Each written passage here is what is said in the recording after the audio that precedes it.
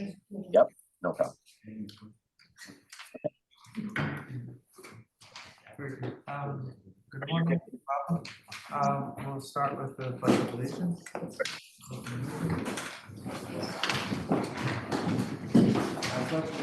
To the flag of the United States of America, and to the republic for which it stands, one nation, under God, indivisible, with liberty and justice for all.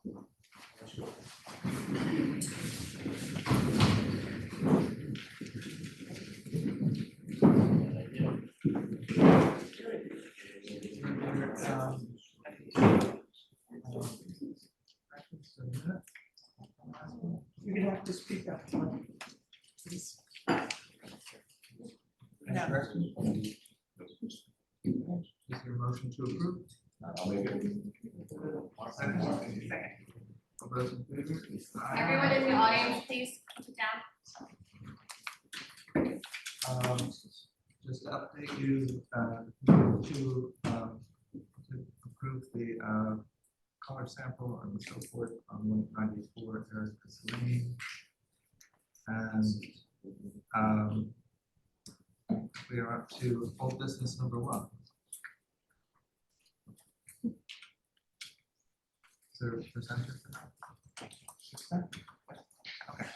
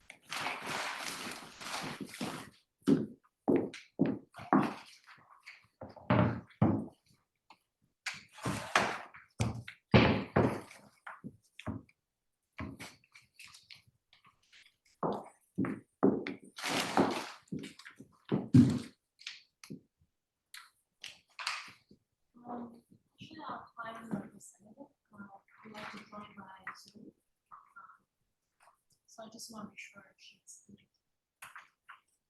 Have her up? Yes. She's Yes, on. she's here. Oh, she's on. Yeah. Heather, put on your video, please. And your sound. Hi, Heather. Hi, hi, thank you.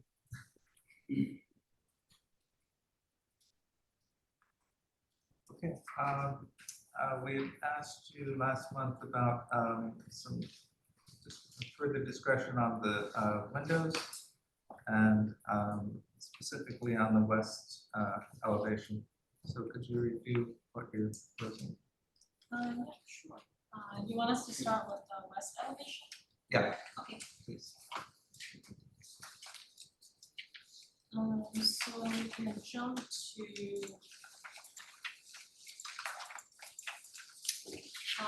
page 23, Ahrb 23. So PDF also page 23.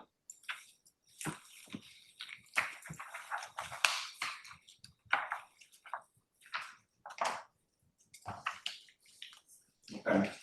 So my name is Ilya Korolev, and here was my colleague Natalie Wang. We're architects representing LST Property Holdings LLC regarding proposed changes to existing house at 610 Main Street. We, based on the board's comments last time, we revised overall administration design to have a net zero change in glass area to compare in comparison to previously proposed design. And in addition to this, we're not only keeping the existing window area size, we're also shifting and redistributing windows from the second floor to the first floor, so it's less visible from the outside. This image on the screen, this is existing conditions of the west facade.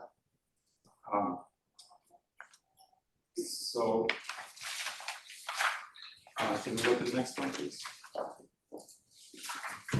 This is a previously presented design. Where we're proposing, in addition to replacing the windows, we're cleaning up the facade, we're removing trim and replacing everything with cedar shingle. So this the proposed design were revised and we reduced overall glass by 10% on this elevation. Next slide, please.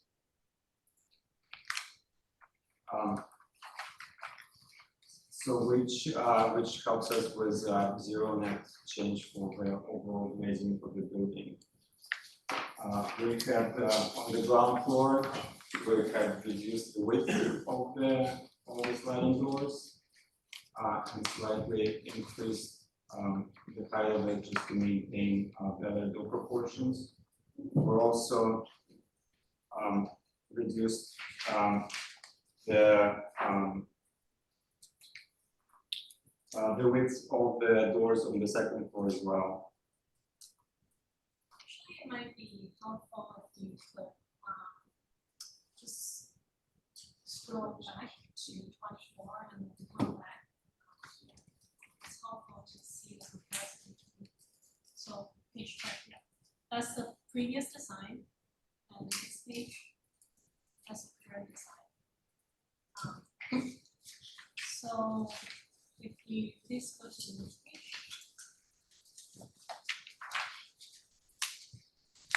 So this is the west elevation comparison between the existing, previous, and current proposed design. So from the top, it's existing, in the middle, it's previous proposal, and at the bottom, it's current proposal.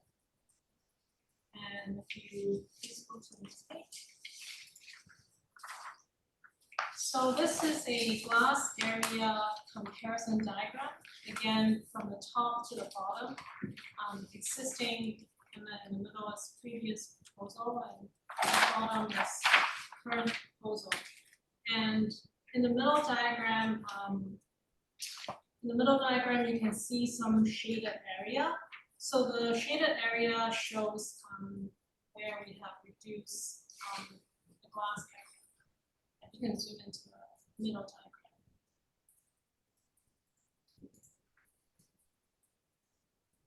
So with these green area being shaved off from the previous design, overall we have reduced the amount of proposed glass of this facade by 10%.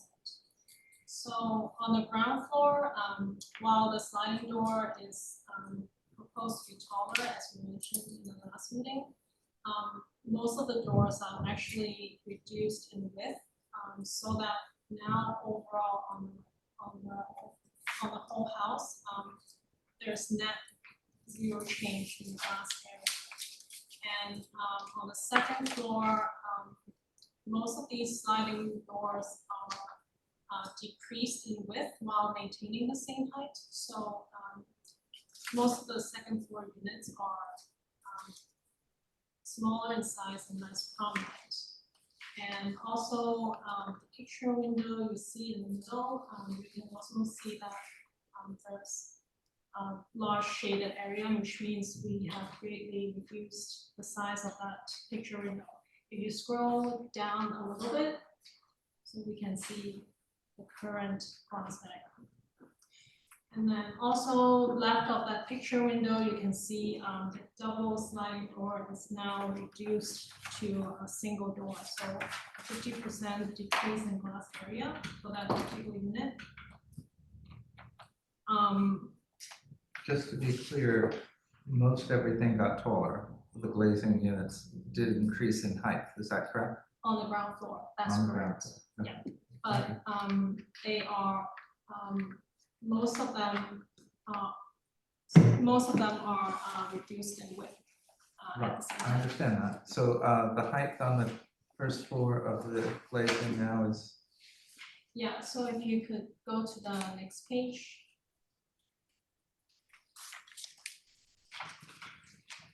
9 feet 9, is that it? That's right, so the middle, yeah, so The current proposed height is now 9 foot 9. And the existing height of these units are 8 feet. The existing width of the double sliding door units are 8 feet, and the current proposed width is 6 foot 7. And that's for ground floor only. And for all the second floor units, because we're aligning that width with the ground floor, we're actually maintaining the height while decreasing in width. So overall, for most of the second floor window units, they are decreased in size.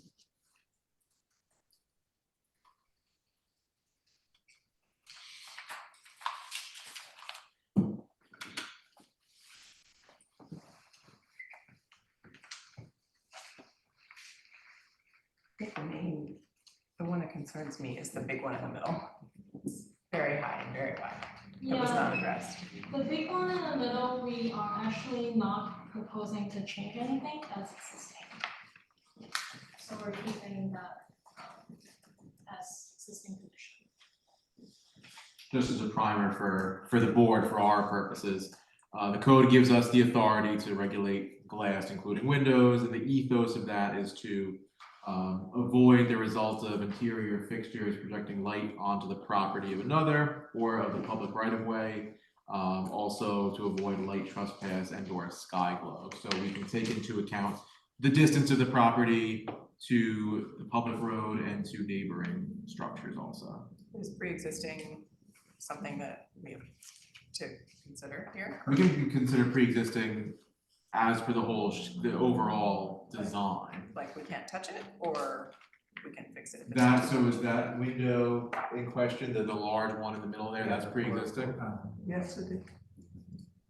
Which means they don't have to change it. So I would say I would say that we should leave that. The existing height on the first floor currently is 8 feet. That's correct. So you're taking that up over a foot and a half, correct? Yeah, that's correct. Is there an overall percentage of shift and change percentage It's a zero change. in emissions? Like light emission? from getting taller and leaner So, to, is it like zero? You didn't change it at all? if we consider the entire house, that's not changing any area. On this particular facade, if you go back to the previous page, please. And go to the bottom diagram and zoom into the notes under the bottom diagram. Am I not being clear with the question? I'm sorry, am I not being clear with my question? I wanted to find out from the last meeting to this meeting. Right. Did the percentage of emissions go down? Yes, Yes. absolutely. Okay. Yeah. Yeah. It's hard to so- tell when you're raising the height. Absolutely. also- So on this particular facade, we have reduced 103 square feet of glass on this particular facade. That's a 10.6% reduction of glass area compared to previous design. And compare with existing, we did add 40 square feet, which is a 4.8 increase from existing. But on other facade, we're actually reducing the amount of glass compared to existing. So overall, on the whole house, we're not adding any glass to the house. Understood. Thank you.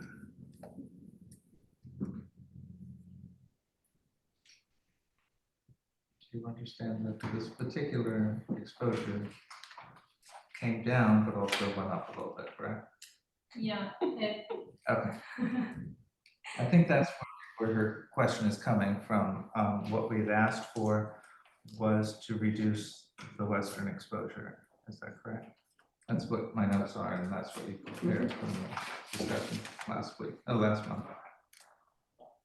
Okay. So, glass area. Yeah, so if you want to look at the exact numbers are on the notes below the bottom diagram. So there's a comparison with the previous and comparison with existing.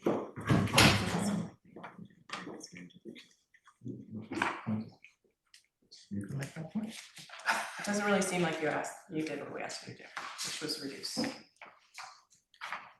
Sorry. You're shifting things around, but the request was to reduce it. You've reduced what's on the second floor, and we appreciate that. That's where you're gonna get more light emission. But the overall number didn't come down, is that correct? Down in relation to the previous proposal. Right. Yeah, and unfortunately, you're in a really sweet spot here where it's field and open. So I can't even say there's a lot of trees around that can really Yeah, block it, there's so. nothing that screens this to the west. Kevin, any thoughts?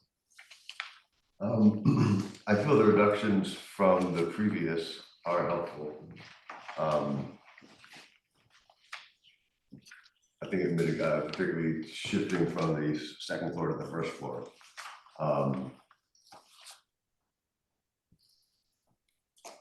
Yeah, I feel we asked them to reduce and they reduced by 10%. Or, yeah, 10.3%. That's just not a lot. From the previous. Previous submission, yes. Yeah. That's correct. Just to clarify, I'm looking at AHRB-08. Mhm. So the increase in glass from existing, meaning the last proposal that you bought, that is a 3.2% increase. Am I correct on that? Yes, that's I'm looking at the on, very bottom, that is on east elevation, so We're talking about west. the west elevation, we're We had on been, AHRB -27. 27.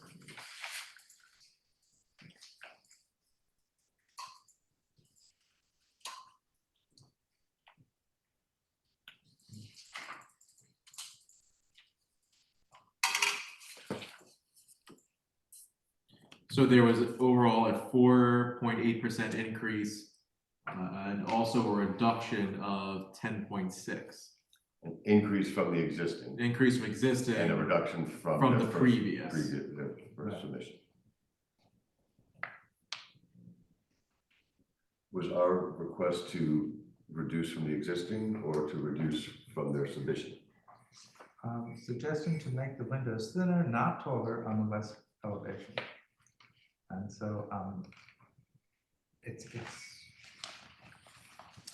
you've changed, but, not quite the way that we were thinking. Or had requested, shall we say. I realize that, you're trying to, attain or maintain what you had, but, I think with some sensitivity, and we presented the night illumination pictures last month that were taken by a neighbor. It's still a good sized beacon out there. Yeah, if I may, just to address that particular concern by the neighbor, if I may present the east facade as well, because I believe. Yeah, that was on the east side, I think, right? East.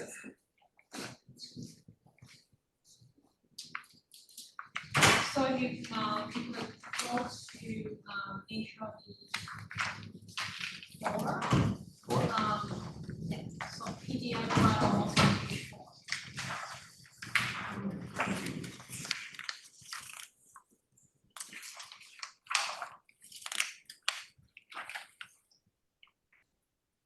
So this rendering, this is a image of the existing conditions. So our overall goal was to soften the view of the house and make the house more vernacular in nature, harmonize with the surroundings. And like we presented previously, the finishes of the houses are being changed. And in addition to this, we're looking to harmonize the rhythm of the windows. And simplify it and soften the facade. So on this elevation, we had reduced the window glazing by 12% by either eliminating windows or reducing it in height, or reducing both in height and width. If you can scroll to the next page. That's the previous design. And then, if you go to the next page. So again, comparing between the two renderings, you can see difference between made, particularly to address the concern of the neighbors. So you can go to the next page.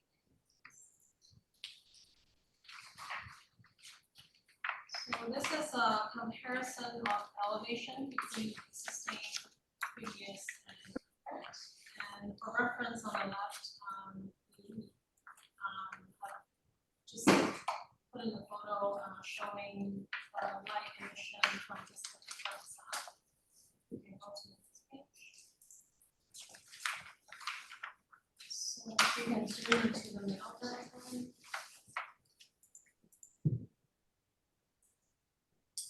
So again, this is the diagram showing the previous design, and the area shaded green is where we have taken windows out of our design.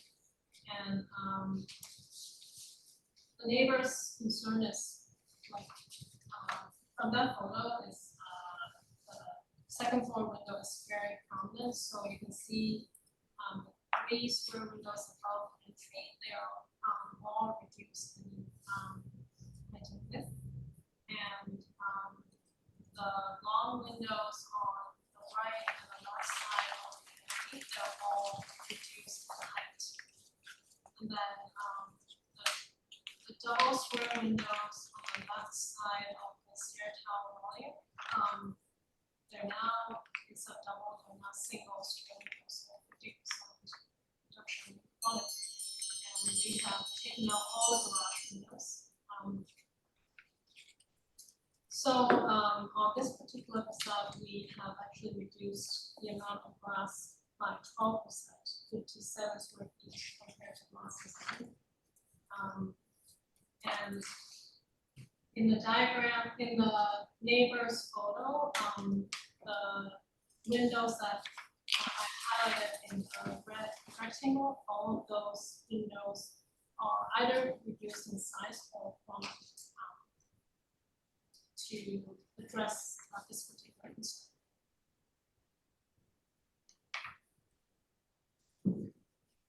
And on both west and east facades, we're also proposing 30% light reduction glass.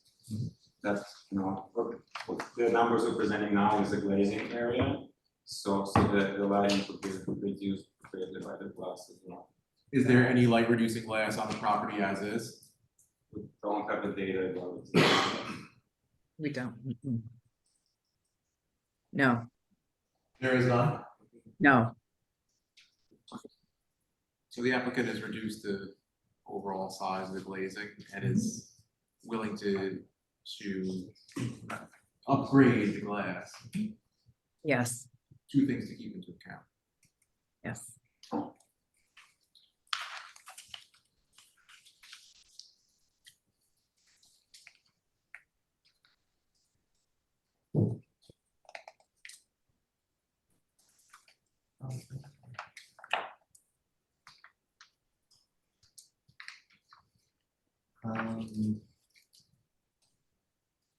Any thoughts, questions from the board? And if I may just add one more thing, on the west facade of the building, we have a covered porch, which also screens some of these windows from the view as well, where original was not open and now it's more encased.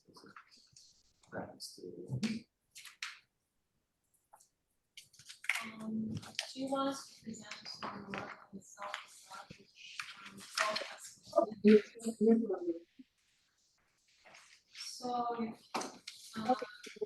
continue on Ahrb 10.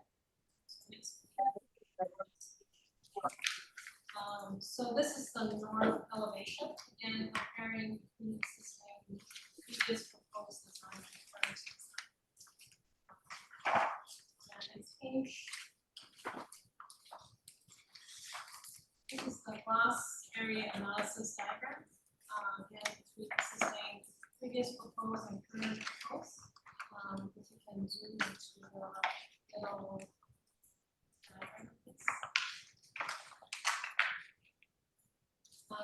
So the double sliding door on the right side is again reduced in height, even though increasing height, reduced in width, even though increasing height.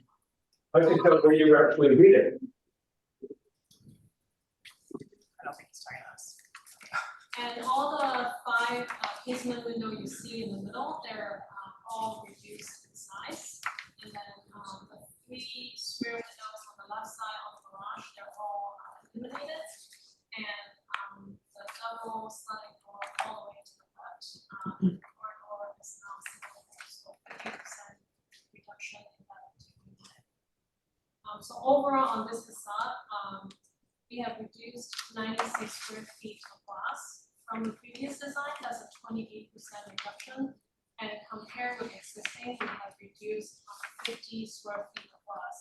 So overall, a 16.8% reduction of glass compared with existing.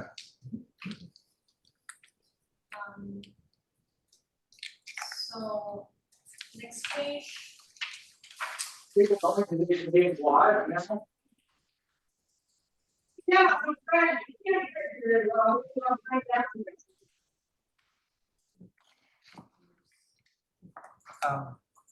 I understand that we're going through this, but keep in mind that we had requested things be done without heightening windows.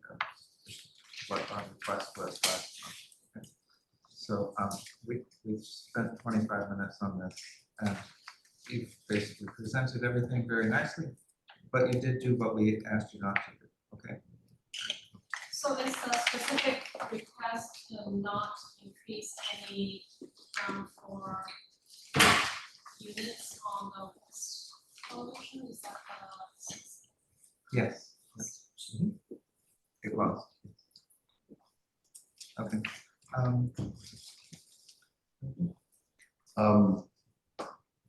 No, I think if the heights are addressed, I feel this is no more deleterious than the existing. But you're withholding the height. If I mean, going from 8 to 9 feet 9 is, it's significant, yes. yes, that's how it strikes me. Emily? I agree. I would like to see it reduced, the height reduced, Okay. yeah.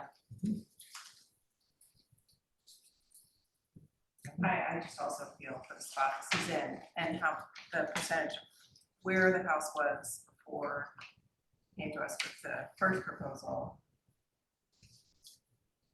I would hope that there would not be an increase in glass from the original home at all. So I appreciate you're asking for the moon, that's your job. But it's our job to keep, to But they are take it saying down. that it's not an overall increase, it's just adjusted.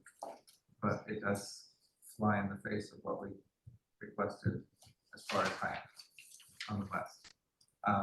I recall my statement was you're broadcasting a lot of light all the way across the pond and affecting people even outside of the village. And there just needs to be a sensitivity to that, and I thought that we had that kind of acknowledged even by Heather when she was here. So my personal feeling is if we could go back to the height that we were talking about and not stretch these things out, I think that is something where the direction that the board would appreciate. Are there certain rooms in the house that would benefit tremendously from a larger window versus a smaller window? Like, are there certain rooms that you can give on that don't need it as much as others, like a stairway, for example, or, you know, where you can take a little bit from versus like a lovely sitting room or bedroom where you want it to be larger. I'm trying to put myself in the owner's shoes where I can live in the house and my soul would be crushed if my windows got even smaller because I have this incredible view, right? I understand. But I also know I drive by and I visit the garden that's there to do, and I kind of live right around the corner, and it's crushing also to see this glow at night when we drive by. I think it's really important for us to keep the simplicity of the house and to keep maintaining all the ground floor windows kind of Beautiful. Same height, so it doesn't make sense to change the height from rooms. We are taking glass, we're reducing glass overall on the second floor. Level. As a strategy. And will the lower level windows also be glazed with that Yes. All the windows. low emissions glass? All the windows. So that's something that the board can take into account. And is it 9.9 on like a 10-foot ceiling? What's the overall ceiling height of the ground floor? Yeah, it's like 10 more. Okay. It's in alignment with I recall one suggestion from the board was to reduce the width of the unit, and we were hoping like the units that were presented here is a nice proportion, nicely designed unit. Might not 100% satisfied with that.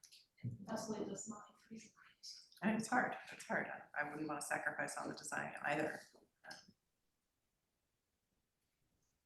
Okay, a straw vote, this one, I mean, I can't approve this the way that it is. Emily? I feel the same. I'm okay with it. We're okay with that. Okay. My feeling is that the heightening of the 9 feet 9 is something that I would prefer not to see. You do, because of the composition of the board today, you need 3 approvals, and you're not going to get that without working a little bit further on it. Okay. So I respectfully ask you to take that to heart and maybe. Okay, and just so we can work through this with the client, if we are to keep the ground floor unit the same height, it's very likely that we might keep a lot of these units the size as is, because we want to be able to maximize the amount of glazing for the client, and if that's the case, would the board be open to approving that, just keeping most of the window opening the same size and just replacing that with windows without muntins and grills? Is that something the board- Same size as existing. Same size as existing. And not increasing any area in glass. So what helps?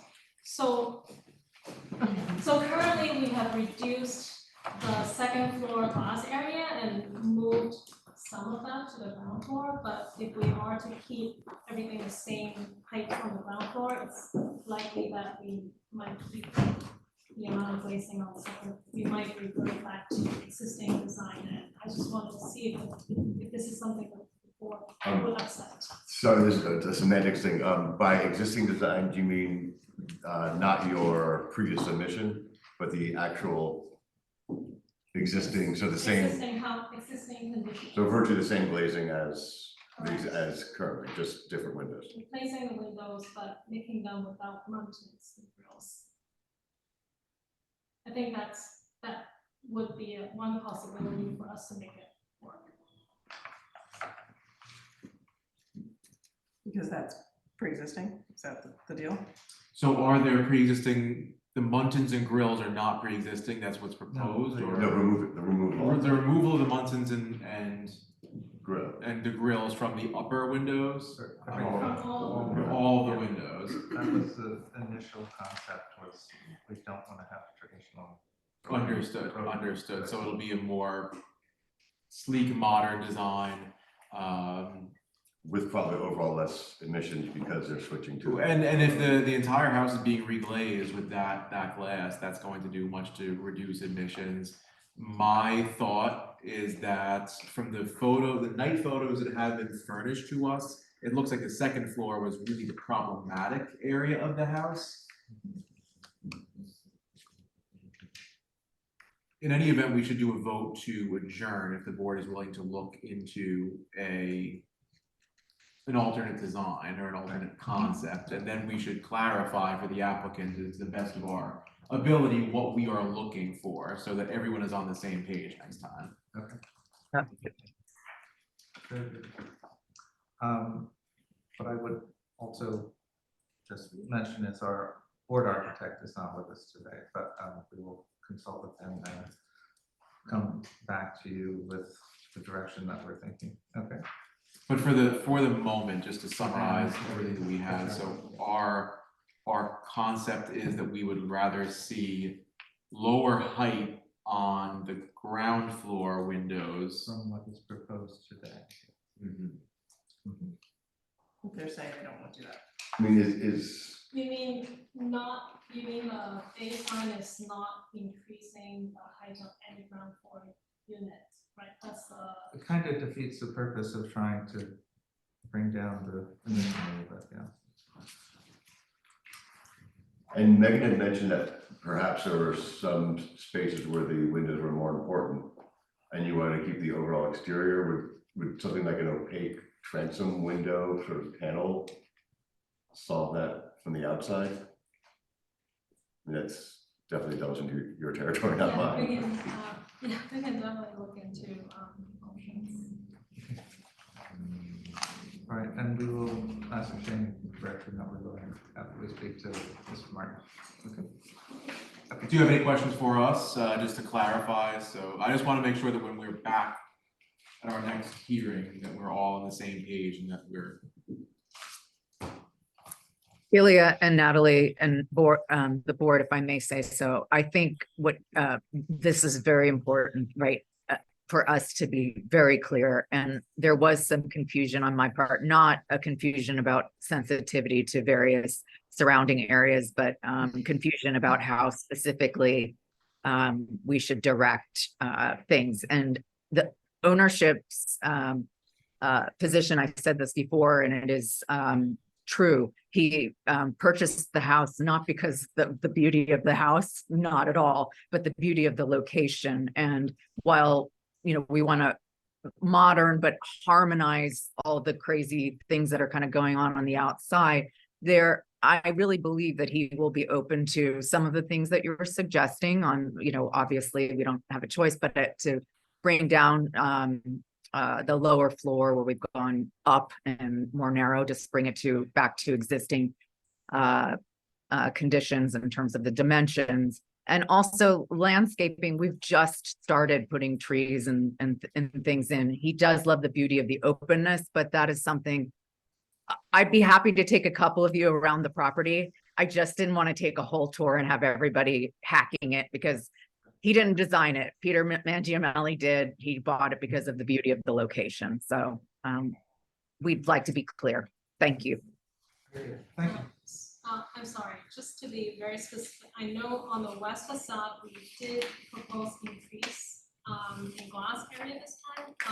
If we increase the height, not by this much, but to an extent that on the west facade, there is a net zero change in glass, is that something that would, like, if we increase it by 6 inches, 12 inches, but not increasing the overall glass area on the west facade? What's the reason for doing that? Why are you? It would, I think it would really improve the, the interior quality of the house. I think that's something that we really want to pursue, but I do want to see if this is something. So go ahead. I think once we review stuff with Nick, I think we can get a better idea of the direction. Okay. So for the moment, the concept is with the west facade, you will redraw the situation of the windows so that even if it's not or that the percentage of glass would remain the same, it would just change in scale and areas. Right, it just gives us more options when it comes to the design, you know, we don't wanna be just limited to 8-foot windows, right? We wanna see what else we can do with it.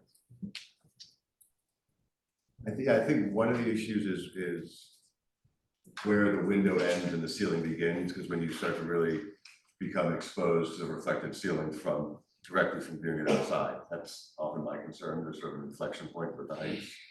But I do understand that can be very heavy looking if it's 8 feet in a large room. And if that will integrate the new low emissions glass. Yeah, Yes. all of the And glass will- everything will. Absolutely. Yeah.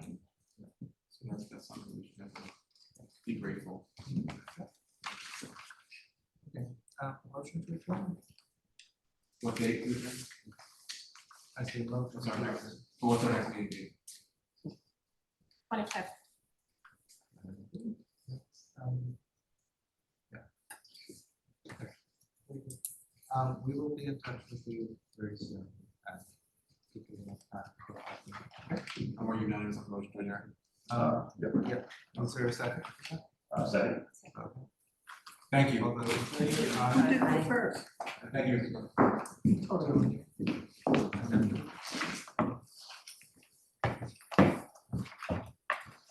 and if you're gonna submit anything new, you need it 2 weeks prior to the. Yeah, that's why I want to get that. Okay, very good. Item number 2 is adjourn. Motion to adjourn, 230 Town Line Road. Yes. Tony, second. What date are we adjourning to? Same day. Also the 21st September. Any questions for attorney and Peter? I need a motion to. Okay. I'll keep this. Okay, brings us up to solar application for 181 Parsons Pond Lane, the pool. This was just before us a little while ago for the line and trellis at the same location. Doing somebody present that? He's online, Steve Smith.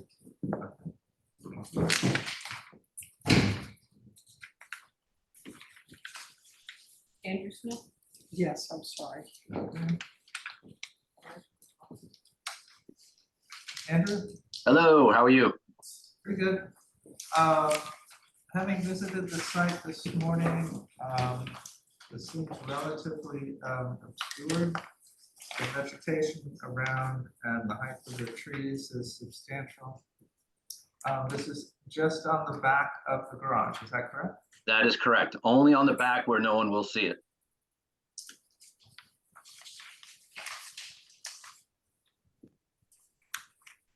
And do we have any Google Earth pictures or anything like that? It's on your package, Tom. Okay. Too.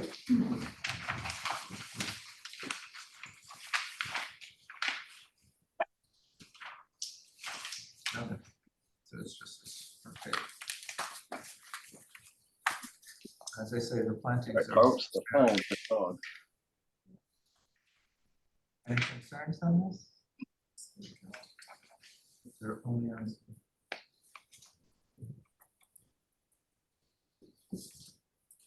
Did you want to sample for reflectivity?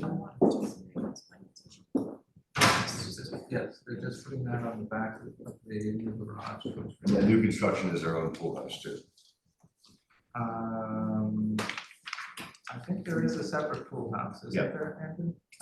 So that's sort of the lake that, This is the garage. yeah, and that's so it's covered by man-made and God-made items. You have any photographs that are closer up? Of the structure, no, I don't believe so. I drove by it this morning, but I don't think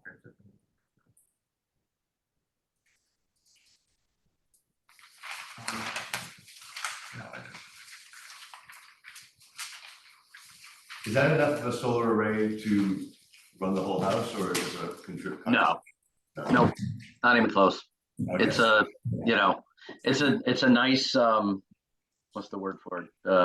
You know, thought to throw some up there. And basically they were just saying, hey, can we, you know, manage the pool and the pool heater and the pool house possibly, but this is the max amount that we could fit, you know, on the new constructed garage, facing in the right direction where, you know, no one's gonna see it. Yeah. I'm excited. Yeah, nice, discreet location. Is there a motion to approve? I'll make the Yeah. motion. I'll second. All those in favor? Aye. Thank you. Hold on.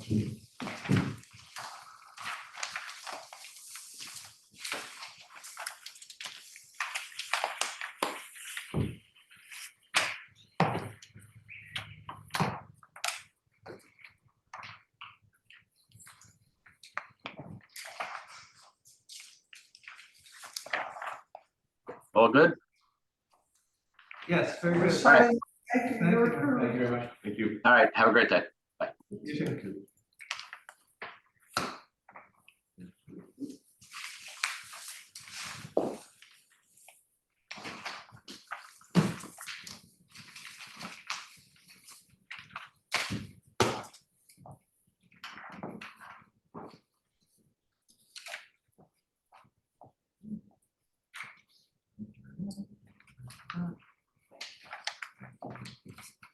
All right, Bill, can you just walk us through what was gonna be here and what was not gonna be here? Yes, I brought some copy. When we submitted that, I realized it's probably sometimes it's seen with laws that was approved and permitted. Right. I was able to find if I could submit the existing drawings for the previous pool house. There's plans, elevations, and I have a site plan on there too, just to show.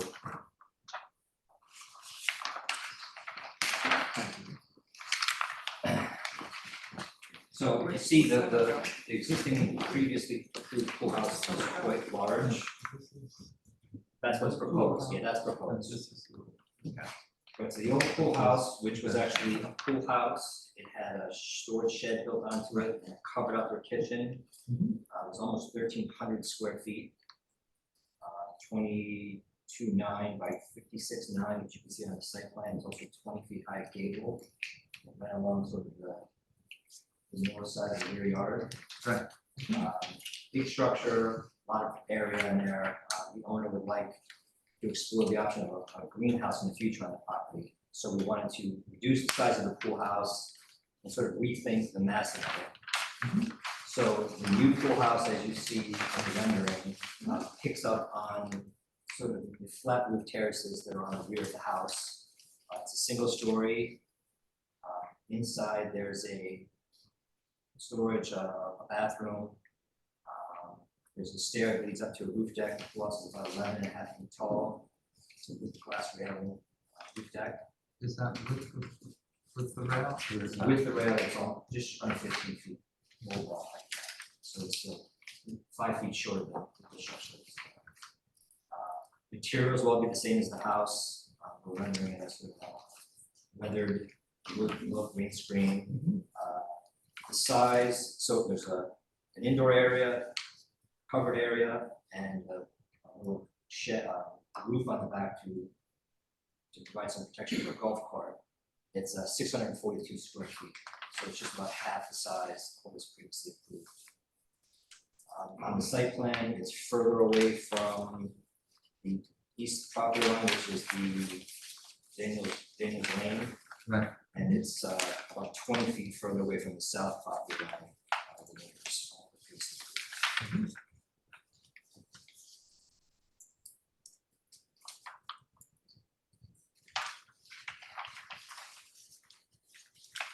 And footprint, this is, I'm sorry, you mentioned it, 675. The square footage with the Just the footprint dimensions. 20 it by is-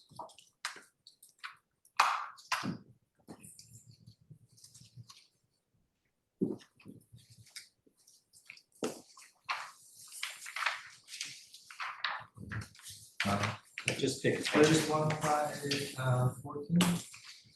just picked up surveys too, which I'm gonna leave here.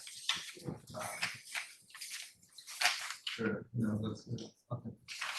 The pool house footprint is 17.5 feet by almost 32 feet.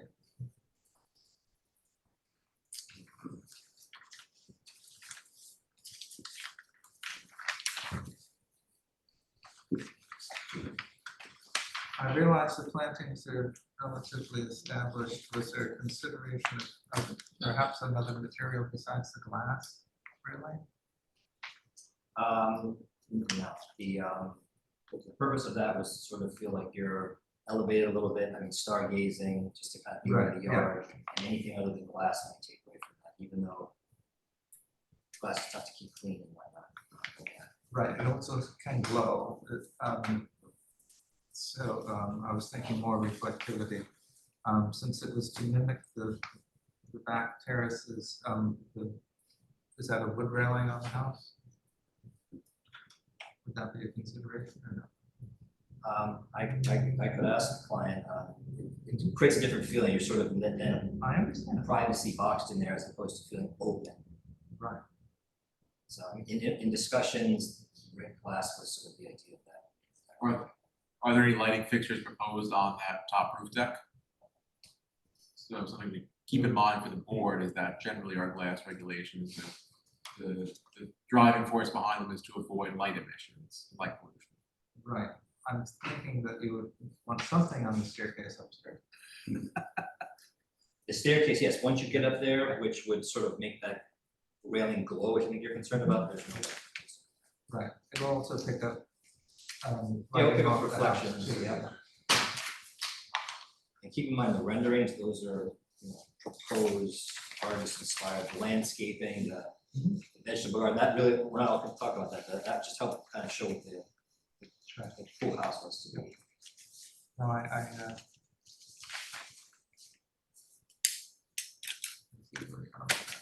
okay. Any thoughts, questions from the board? No concern about the railing? No, I mean, I think if you wanted to do partial railing instead of the glass. If there's no lighting here, is it really reflecting the sun? Or- Well, it's gonna pick up the nighttime illumination of the house too. Another option besides the mimicking the railing on the house, which at the present time is not in place, but it is maybe cabling. Well, is there any, is it proposed that the glass will be an anti-reflective glass? If the concern is reflectivity, reflectiveness, is there any option for a matte glass or something that might not pick up on reflect light? To keep it as clear as possible, I'm not sure. Yeah, 36 high glass stainless steel guardrail.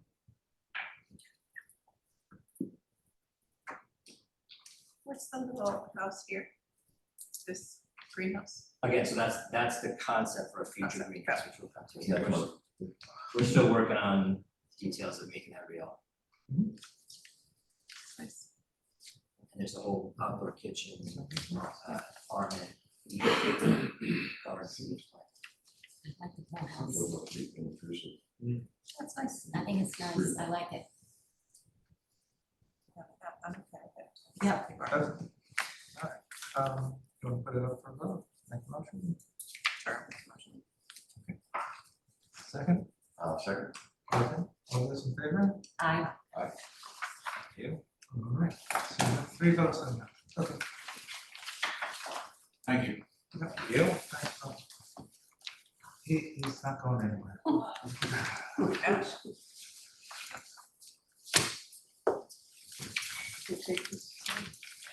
Yeah. yeah.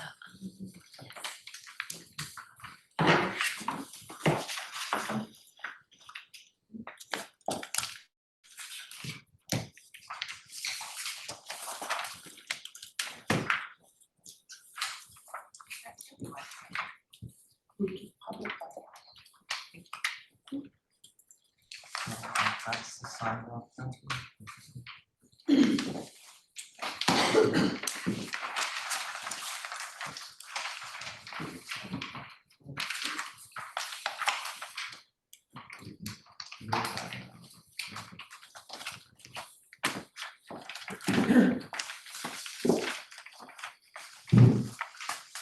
So that's the demo. That's the existing. It is very good. It doesn't look like that.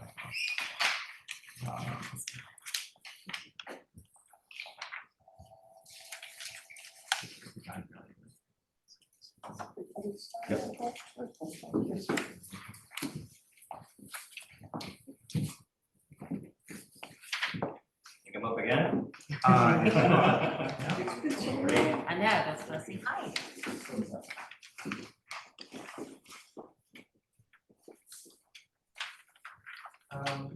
The size of this is fine. The existing house being demolished. Michael Burns, who I saw earlier, he's, okay, okay.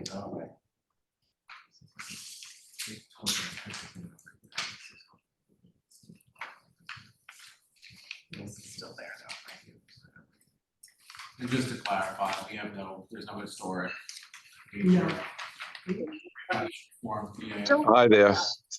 We got the, like, environmental sign off form. No.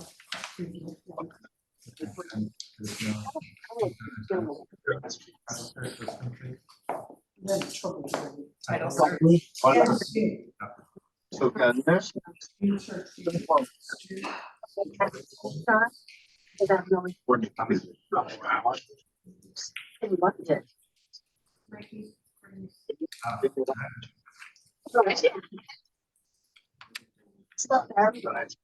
That's hey. It gets annoying, right? Yeah. Yes. I believe I've seen somewhere 50s, the original sort of structure. There are a few structures, there's a garage, a couple sheds. Right. Don't know if it was CO or anything, that I'm not sure.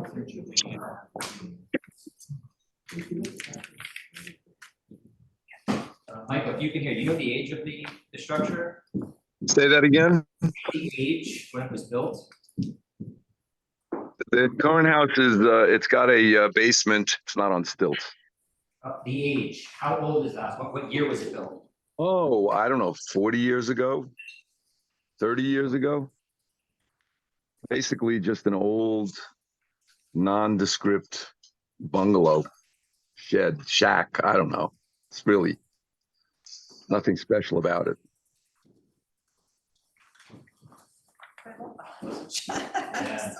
Yeah.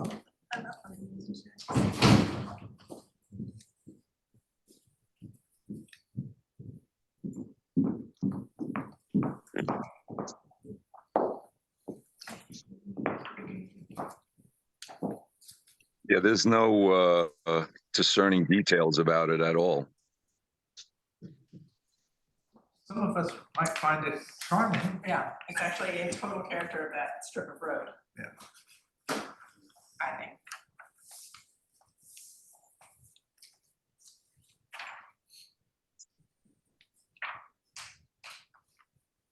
Anybody have questions? No? Okay. No, I have a house, but can't. I haven't seen the proposal for the new house, but is it modern? It's sort of a farmhouse connector, more of a modern flair to it, but it's not a modern house.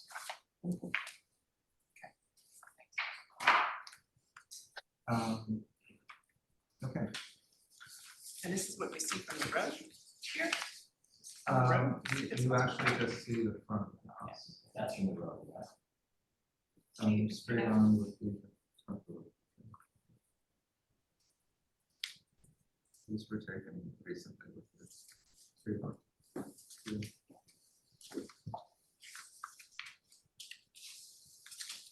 That's street view, but there's some plantings. So just a minor housekeeping item. that pursuant to the code, any application for demolition needs to be accompanied by a long EAF, that's an environmental assessment form, part 1. Do you know if your applicants prepared that, or? I didn't know. I mean, maybe I did do it and I'm not aware because I the answer is I'm not sure. If I did it, I certainly could and would prepare it. I've spoken to all the utility companies and everybody involved, and they've all signed off on the property. Michael, we could, do you know if it was done as, by the attorney as part of the previous application with the zoning board? Say that again, please. Do you know if it was done part of the application with the zoning board?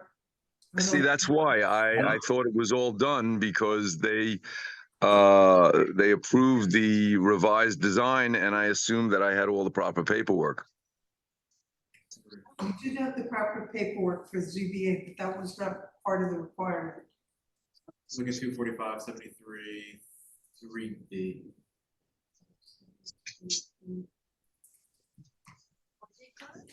I mean, we can, you know, that dictates anything going forward with the proposed house or just.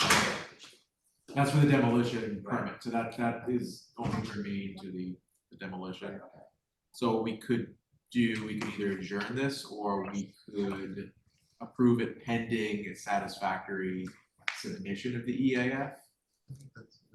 That would be helpful. I gladly provide whatever you need. That's a long version you need? That is long environmental assessment form part 1. Okay. That's Village Code 245-73, 3B.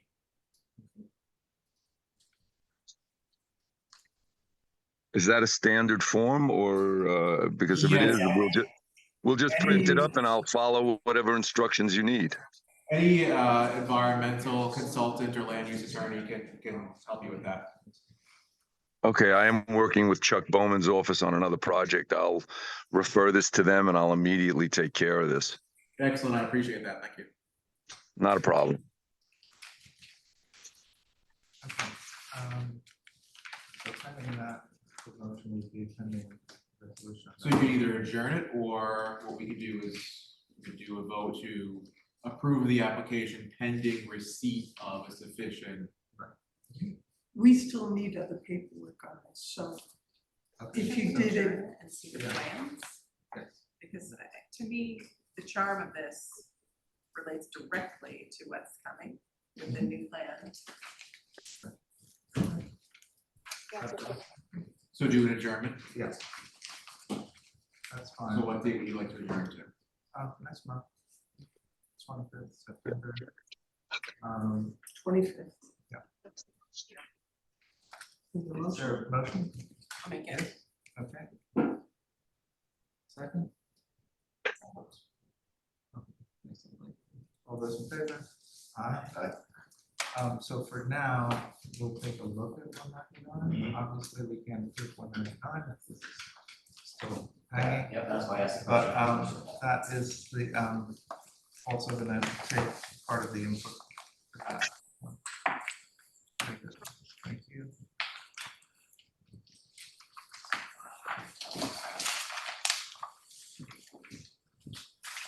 As you're proposing this, please try and be as specific as you can as far as street view, Yes. south facing, Yes. north facing. And Because I need it to was also very, clarify very that. complicated to get a sense of that. Yes. Some of the board was having trouble with that. It's kind of mislabeled for clarity as of this conversation. Thank you. So this is our proposed new residence at 199 Wayne Scott Harbor. Full Size of it. full disclosure, the existing house that we'll have to start with them when we explored incorporating somehow. The owner just recently went to the zoning board and got a variance or approval to keep the house, push it back a little further from the street. So where it was sort of a freestanding structure to the addition, it will now, the footprint will be similar to same size, but it's pushed back further from the street to be connected to the building up. So you'll see in the plans, that's part of the proposed house. To answer your question, the house is first and second floor, 5,844 square feet. Where almost 6,500 is permitted, 6,473. And this size of the existing house was? I don't have the exact size of that house. It's tiny, and I can get it for you. I don't have the exact size. That would just be of interest. There are a few other structures in the house that probably be demolished. I'll give you all the size of those too. There's a shed, there's a garage.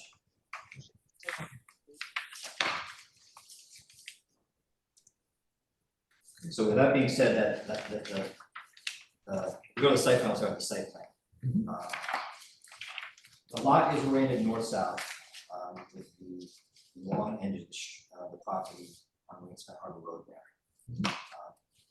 Developing the lot, we decided sort of to orient the house with the living space, the rear of the house, if you will, facing north, or facing the main wall of the yard. So the confusion I say is that our drawing is called the front elevation, as what we're kind of designing as the front of the house, but it's really the south elevation, and it faces the side, the neighbors of the south. Correct. So, and I'll go through that if you take care of that as well. Though the front door still does face the street. So developing the house, we wanted to set the house on the south, facing the yard to the north, rear yard to the north. Driveway, you come in along the south property line, and the garage doors are on the back side. The front door of the house actually does face the street, so if you were to look sort of from the street, catch a glimpse down the driveway, you do see the front door and the front entry element. If you go to the overall Google map, I just have two views, one further in and the other out. The land to the northeast there is reserved, unbuilt on, undeveloped. There is some newer homes across the street. There's still quite a few little small bungalows there. There's a house to the, I guess, to the south and the north. Just for reference. Thank you.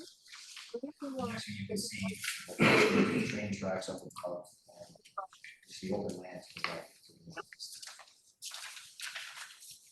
First rendering of the house, just to kick it off, is the proposed design. Very purposefully, we have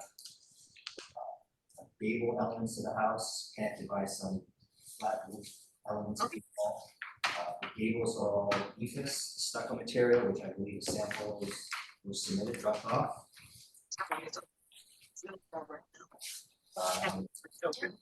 And that's truss actually. That's the wood element of the house. Yeah. That's the unless, do I have something else, Michael? There should be a stone sample. Michael, did you?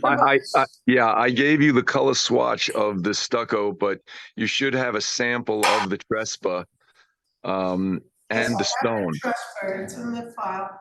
It's here. Stone might have been I picked a color that was very close to natural, so that in perpetuity you would always have the feeling, maybe not exactly of shingle, but of a wood facade. Michael, did you give me an actual sample though of the stone? Of which? Stone. Yes, I did. It was on a board. You placed it in front of the counter where when people come up. Yes, sir.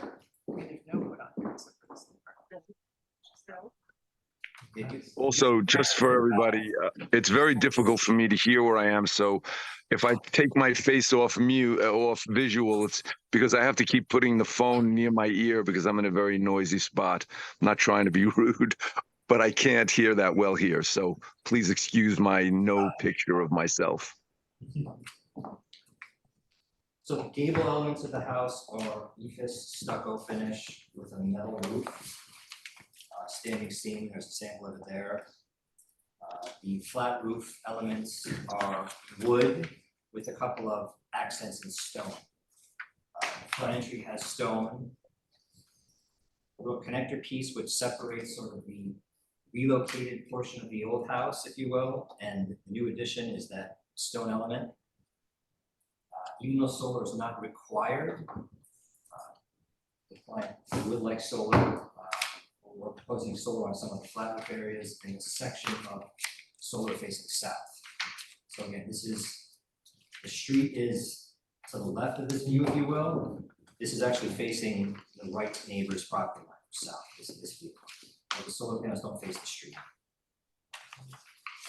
Next view is north, from the northwest corner, looking back at the house. Oh, we go to the renderings. Yeah, I'm not there yet. I'm at the second rendering. Keep going back up. No, out of order from what I gave? Oh, materials, okay. All right, so materials. So again, recap of the materials. There's an ephes, sort of sandy, off-white color stucco. There's the stone. There's the wood element, which is actually Trespa, which you have a sample of. It's a resin. It doesn't fade. It doesn't weather. It doesn't gray. It doesn't mold on it. It stays that color forever. And then there's. Is it actually made out of? You said it's resin? Yeah. Where did resin come from? It's man-made. So petroleum byproduct, Yeah. petroleum byproduct. So this is the lateral signage? Right, that's anything that's horizontal has that material, and we were straight wood, honestly, just for maintenance upkeep. And this stone, it's not stone, it's like concrete. It's a synthetic or cultured stone. So masonry stuff? It's masonry, but it's made, it's man-made, it's not a quarried stone, correct?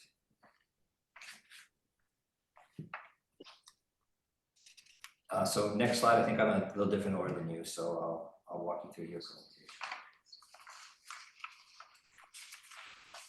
Light studies, we did calculations just to give you a sense of where we're at. In these, I did not count the garage. Garage lights usually aren't on. I can tell you the garage lighting is lower the number, but just based on wall area and lights, you'll see this is the south elevation, which is the right side of the house from the street. The number is 23% glass. If we go to the next one, this is actually the elevation from the street. This is what you see from the street. So you see the front door there in the distance facing the street with a double height window above. The garage to the right, the doors on the side. And the left part is sort of in keeping with the little single story bungalow that's there now. Like I said, relocated to the house. It's got a same roof line, but it has a flat little element that sticks out. Percentage of light that faces the street is 15%. So very little light in that direction. The next view, which is our north, which in design is the back of the house. So this is where all the living space is located. And we're calling this rear, even though this is the left elevation from the street. This is north. We're at 37% glazing. There are no second floor terraces on this house. These are all just flat roof, second floor living spaces, living terraces on the second floor. The last shot you go to, this is actually what faces the reserve. It's from the street, it's the rear lot line, but we're calling it the right side. This is 14% glazing. Next slide, hopefully the pretty renderings are coming up.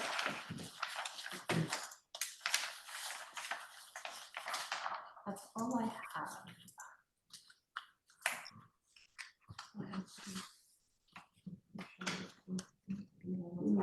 That's what I have, that's what we have. What are you looking for? All the renderings are in the book were PDF and sent. Into the,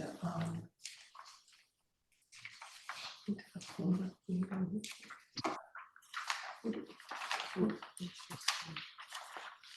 Okay.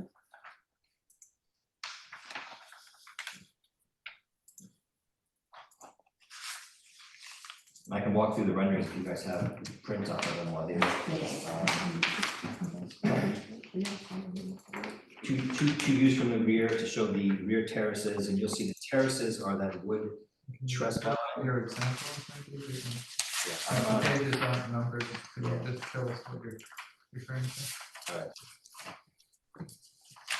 So the front elevation, this was the first rendering I was talking about, to show these solar panels. Yep. On the front of the stone element entry. You should all have this, right? Okay, we're just gonna work through our topic for now.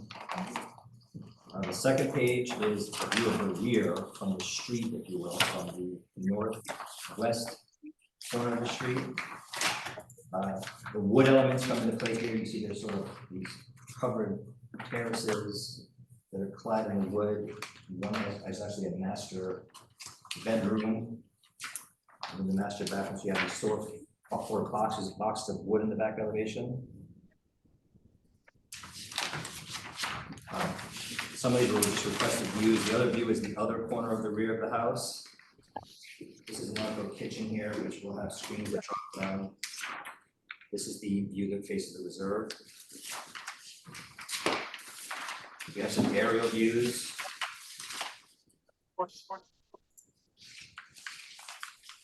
For reference to show you the house in context to the surrounding. Did the best job we could sort of blending in the neighbors, the surrounding trees. Trees aren't proposed. Another view from above. And then we had some night renderings to kick that off, to kind of show you light emission from the house with that purpose. This is one of the front and one of the rear. Again, the south and north elevations, which from the street are the right elevation and the left elevation.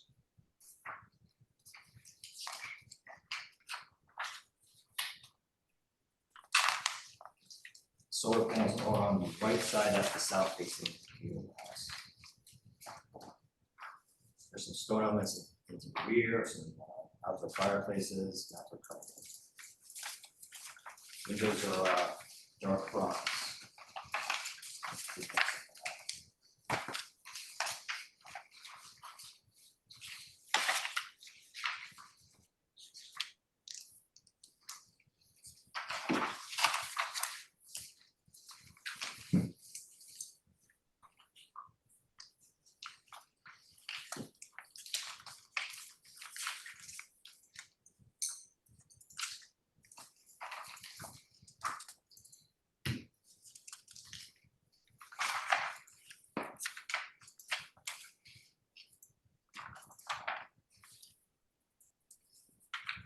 Overall recap of the house, I can answer any questions.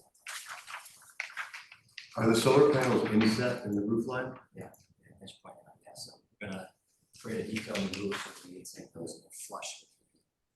Yes, we recessed the solar panels so that they were more integrated into the face of the roof line, Helps a lot. so they blend away. Do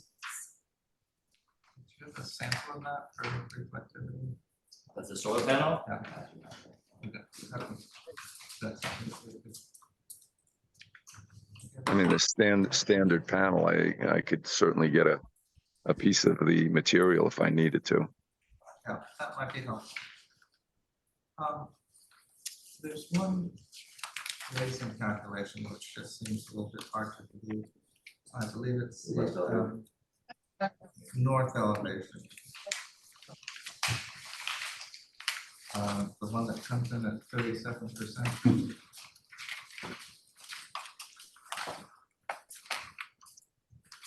Again, page numbers would be.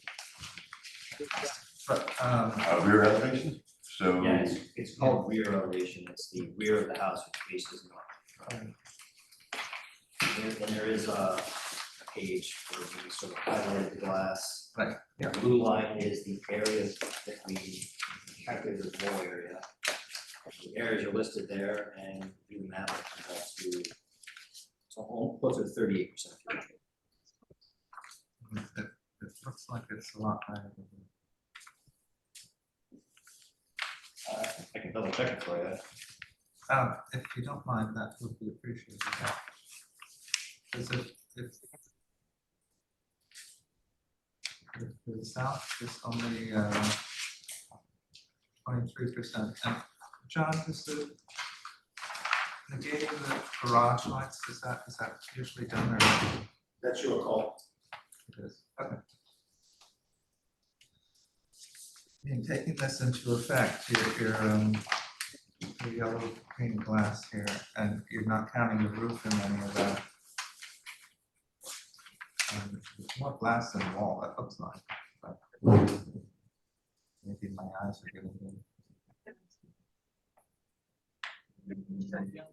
I'll double check the math for you. It's single area study, so I can double check. Concerns me, it's a nice design, but that there's not really a natural element to it. There's not a wood or like a real stone from the earth, which I feel like is not in character of Sagaponic. There certainly are plenty of modern homes that are in character, and this style is, but I feel like that plus the lack of wooden and real. More man-made stuff doesn't feel like Sagaponic to me.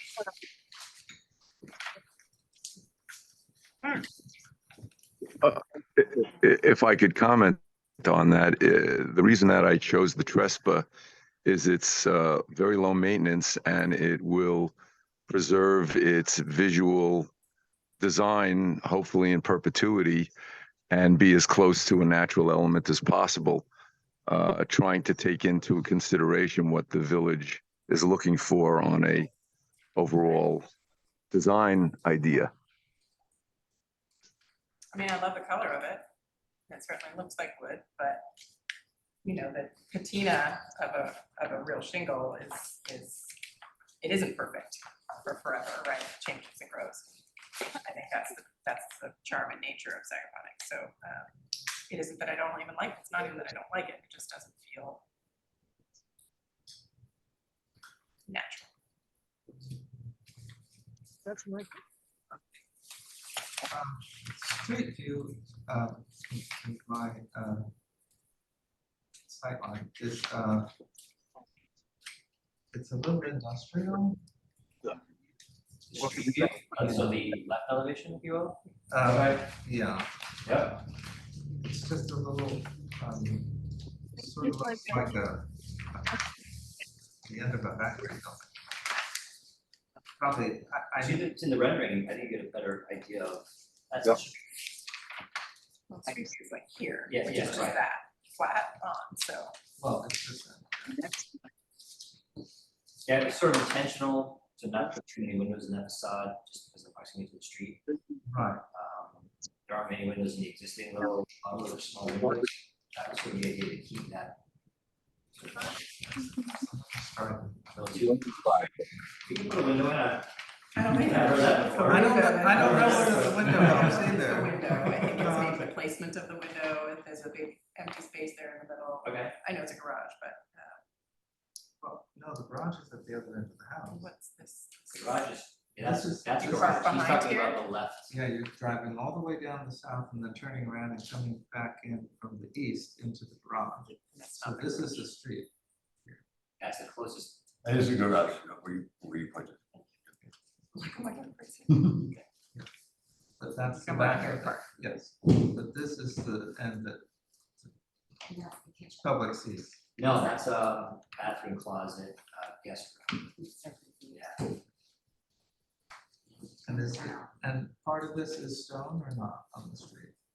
Not directly facing the street, other than the stair entry, the entry element, Sort of door element, conductor. which is set back, does face the street, yes. And what is this space here above the entry door on top there? What space is that? The stair is right behind the door, so when you open the door, the staircase is in front of you. So that's like a landing. There's a little bit of double height foyer directly behind that entry, and then to the side elevation, that window, that's in the stair. That would be a stair element, yes.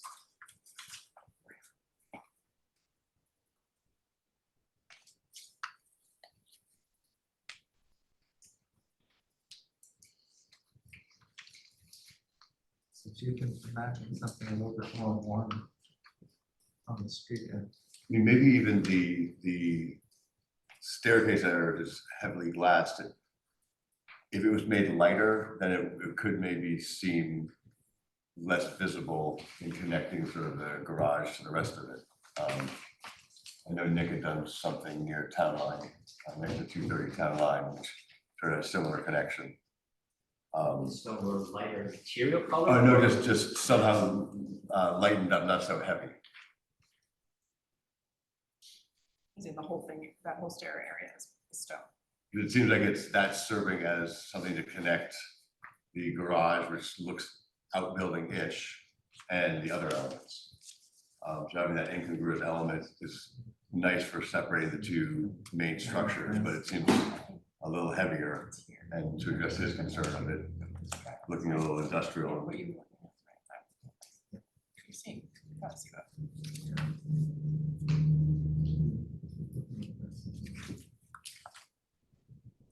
The aerial view, the first one in our packet, which is from the southwestern corner, with the tennis court in the back. Is that the actual landscaping plan? No, Okay. Is there a way that we could have a concept of that? concept of lighting, of landscape plan Landscape. in the renderings, or just a landscape plan? But, one or two.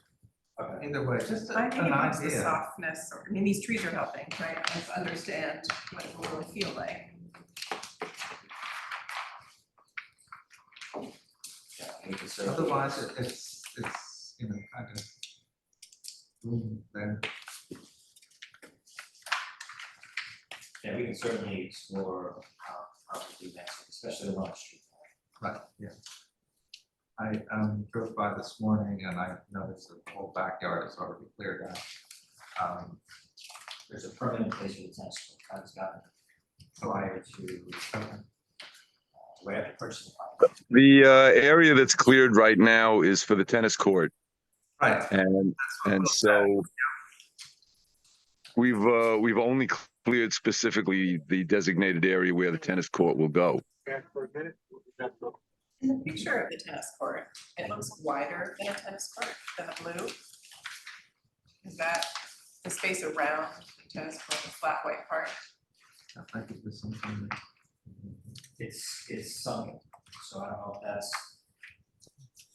We also propose to put trees all around the perimeter to block the visual from the street as well as from my neighbors, and in coordination with what the town requested, the tennis court will be sunk at least 4 feet, maybe even a little bit more, to diminish the exposure.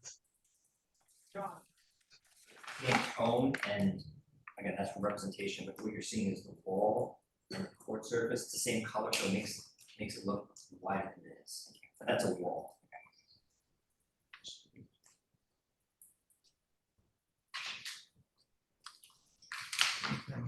I'm not sure what else to say other than materials, I think are not in Sagathonic style. And again, yeah, I think street view is a little cold. Yeah. We can bounce some ideas off of it. So a stone, but a natural stone. I mean, I don't even know how Wood. much stone is really used in Sagathonic. Yeah, regularly, ballast stone would be one you'd find. But I mean, how much really is stone used in Sagathonic? True, yeah, just really for foundations. Sills. Two-story concrete wall, although some of it's not visual. Veteran. Stucco really used in Sagathonic. Okay, I don't see that. This, and if you can come up with landscaping sketch. Yeah, I'll check the numbers for you. Yes. I'll speak to Michael about the alternatives and materials.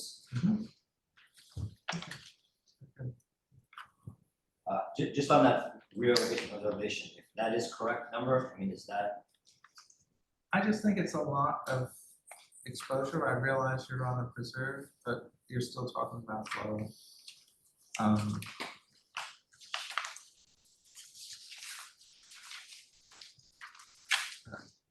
So Like I say, we need to digest a little Okay. bit. I'll find out where. And there's no problem stopping and looking at the site for tree height and relative ideas. Yeah, no problem, right, Michael, stopping at the site? Say that again? No problem for the board members to go to the site? No, no problems at all. Okay, all right. You're adjourning? Yes. Motion to adjourn. To what date? I'll make a motion to adjourn. Okay, thank you. Second? Well, if anything needs to be submitted 2 weeks before the Second? Second. I'll find out what else we're renderings for you. Thank you. Thank you. Thanks. Thank you, everybody. I appreciate your time. We'll review everything and get back to you as soon as possible. Thank you.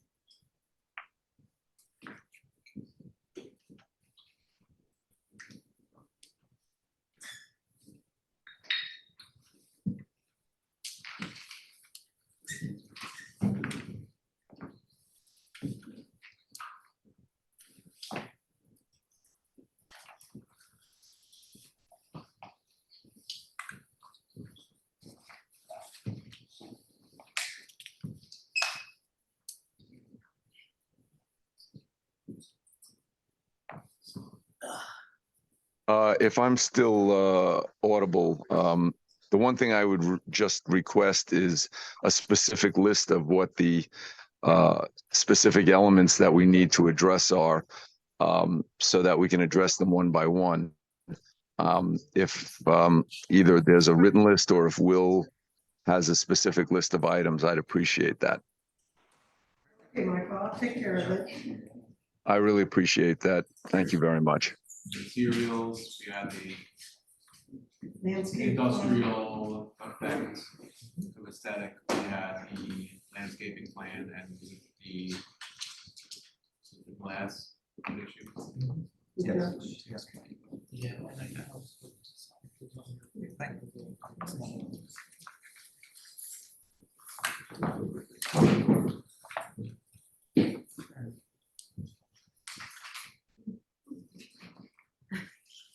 I'm sorry.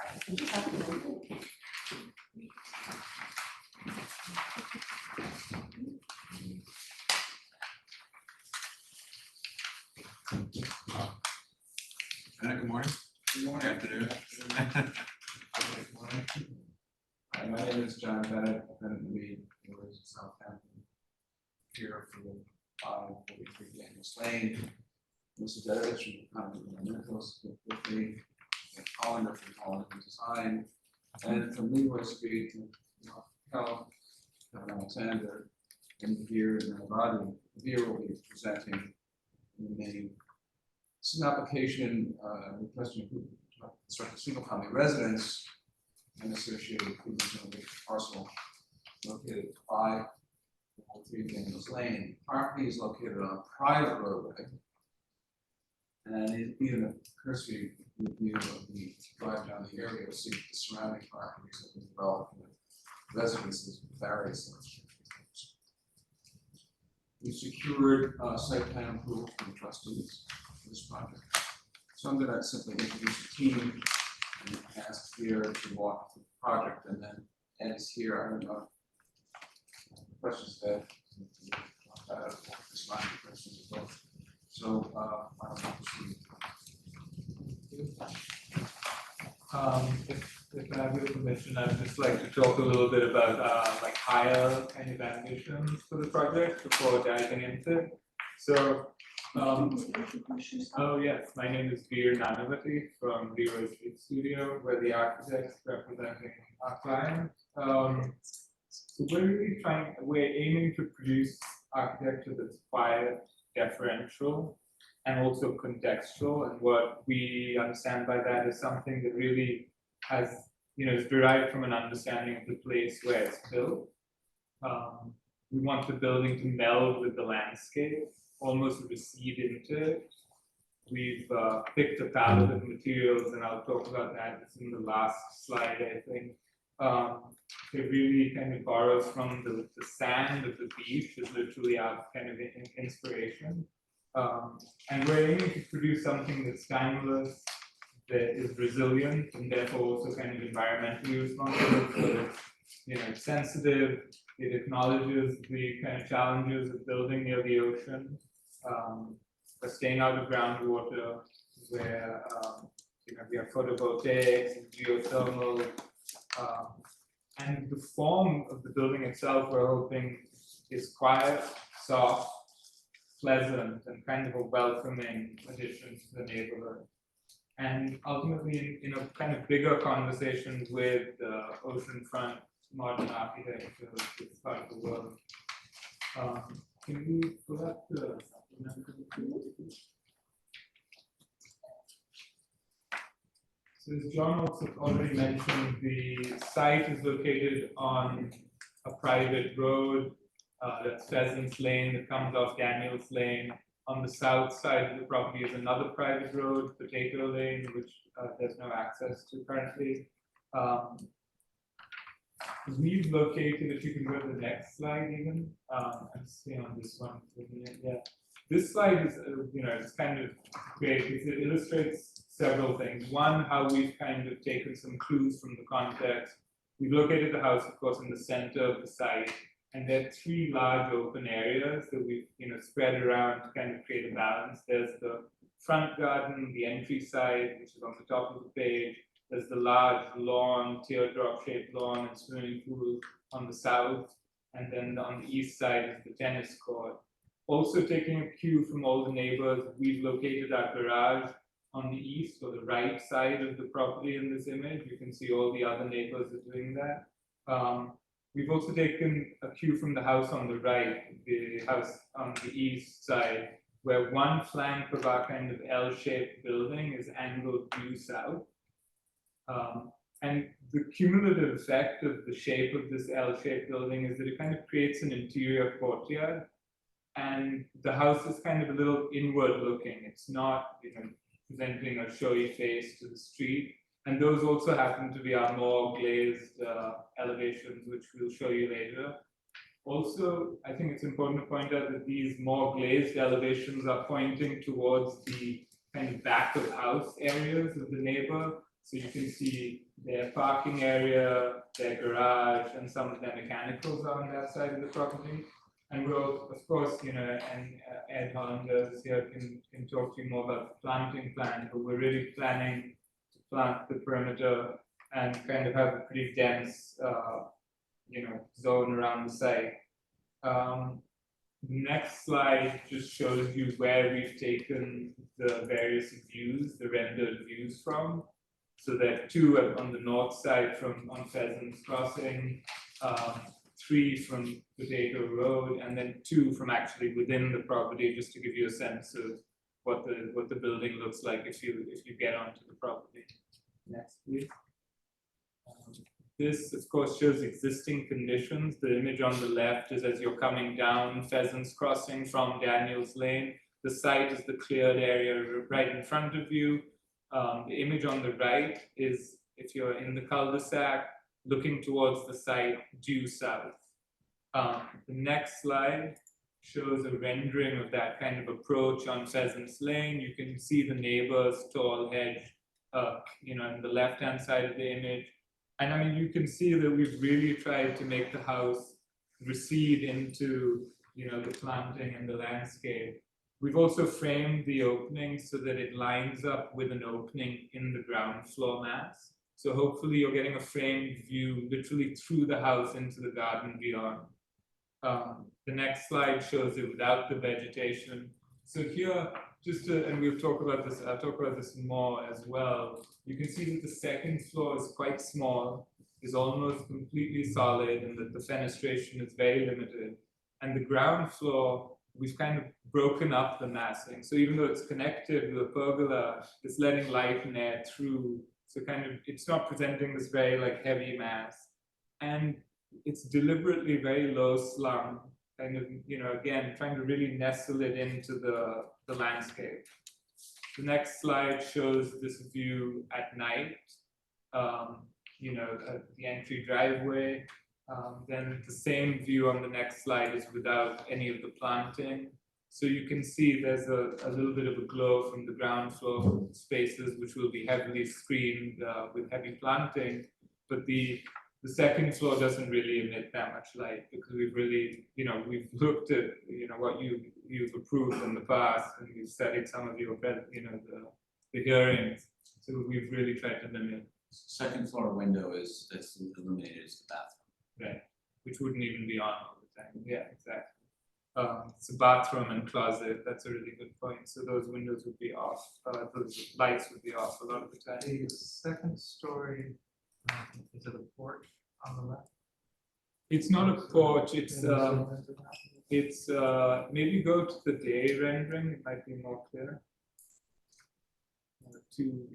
Well, you can see it here as well. But, it's actually a gap between the two buildings. On the right-hand side is a bedroom, a guest bedroom, and there's actually a 15-foot space between the buildings, which is covered with a pergola that you can kind of walk through. Second floor deck off the main bedroom. Yes, there's a deck off the main bedroom on the second floor, planted.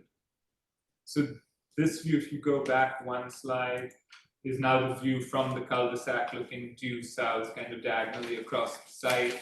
The next one is without the proposed planting, just to show you what the building looks like. Again, it's, you know, quite solid. The next view is the same thing at night. We're hoping we'd be able to screen, you know, almost entirely with planting. And then the next view is, you know, without the planting. So you can kind of see which spaces are lit up. Again, we've turned on all the lights in these renderings, but like Mark was pointing out, the bedroom and bathroom lights would probably be off most of the time. Hallway as And well. hallway, yeah. Next, please. These are two existing views on Potato Road. So the one on the left is kind of looking north, and the one on the right is looking northwest. The next image shows kind of a simulation of that view looking northwest. So this, you know, and Ed can talk to you more about the existing planting if you have some questions. The next slide, we just removed the planting to give you a sense of, again, what, if you poked your head through the bushes, you'd see. There's the hedge you're seeing in the middle ground rather, is surrounding the sunken tennis court. So that would be an evergreen hedge. And then the next view shows it at night, where you wouldn't see anything that is with this bush, but without the bush. You know, here, could you zoom out a little bit? So you know, the one thing that's worth pointing out is, like, in comparison with our immediate neighbors, we don't have a greater fenestration, nor are we emitting more light than our immediate neighbors. So I think that's something really worth pointing out. The next slide is a view kind of from the center of Potato Road looking at the site. And if you go to the next image without the vegetation, again, here what I want to point out is that because of the orientation and massing, you're really getting a narrow face of the house presenting itself to this orientation, which we like. We think that's nice and respectful. And then you're also seeing how the first floor is kind of set back under these deep overhangs. Next slide shows it at night, and then without the vegetation at night. here you can see, you know, again, like the night view is practically, with the vegetation is practically hiding the house entirely. And you can see how these baffles on the second floor that are also limiting light and the fenestration. The next slide is still on Potato, looking across the site diagonally straight north. And the next view shows this without vegetation. We're leaving some of the trees in this view which aren't blocking the house. Again, the deep overhang, the kind of baffles on the left side of the second floor that protect light from bouncing out towards the neighbors. And then the next one is at night, and then without the vegetation at night. The next slide is on the property. So this is kind of, as if you were invited to the property and you're standing near the house. And it shows this is the facade that's pointing kind of due south. So the wing on the left is kind of facing us, and the wing on the right is kind of facing its short end towards Potato Road. Again, it's low slum, a minimal second floor, deep overhangs, and the glazing, the more glassy facades are facing south and facing west, which is where I said the neighbor has their kind of back of house stuff. We did try open louvers because we saw that that's something that's been approved in the vicinity to reduce, in a different version of the project, I should say. We tried open louvers, and we ultimately decided to actually just decrease the amount of glass and have these big fascias, because they both, they're going to reduce glare very effectively on the inside. They're going to reduce solar heat gain, and they're going to, reduce the visible light transmittance at night. What else? Yeah, that's it on this. And then if we go to the next, this is the side facing Pheasants Crossing. This is kind of the entry side, if you will. Again, once you're on the property, and you can see these gentle curves that I was talking about, and how they soften, the architecture. They kind of rub the edges off it in a sense. And you can also see again how small the second floor is in comparison and how solid it is. And again, that view through the house to the garden beyond is something we're very fond of. The last slide talks about the materiality, and I'm just going to bring some of these across to you. This is just a Diet Coke bottle filled with some sand. Sand's better for you than Diet Coke. Which is, it's a little corny, yes, but it's also like what inspired our palette of materials. And this is right, exactly. This is a mock-up we just had made where we're kind of trying to show this. You can see it's on the screen as well. This is the masonry, the rubble masonry wall, and this would be the concrete fascia. The hope is to get the concrete fascia closer to the color of the mortar, so even more sandy than this turned out in the mock-up. And this, of course, is a corner sample of a window we're planning to use. And this this one in the bottom right is the finish we're going for. So it's kind of like a warm steel. It looks a little bronzy, but it's actually just painted steel. But we like how it complements, again, these kind of sandy tones. Is there anything else to say? Yeah, I think that a thing to point out about the concrete and stone is that the walls themselves are kind of derived from landscape walls, and that with trying to help that knit the house into the ground as well. And the concrete fascia we think is going to be a resilient detail on near the ocean. And ultimately, I hope that you will agree that it's quiet and elegant. And Ed, do you want to talk about the planting plan? Since you're speaking of quiet and elegant, that must be.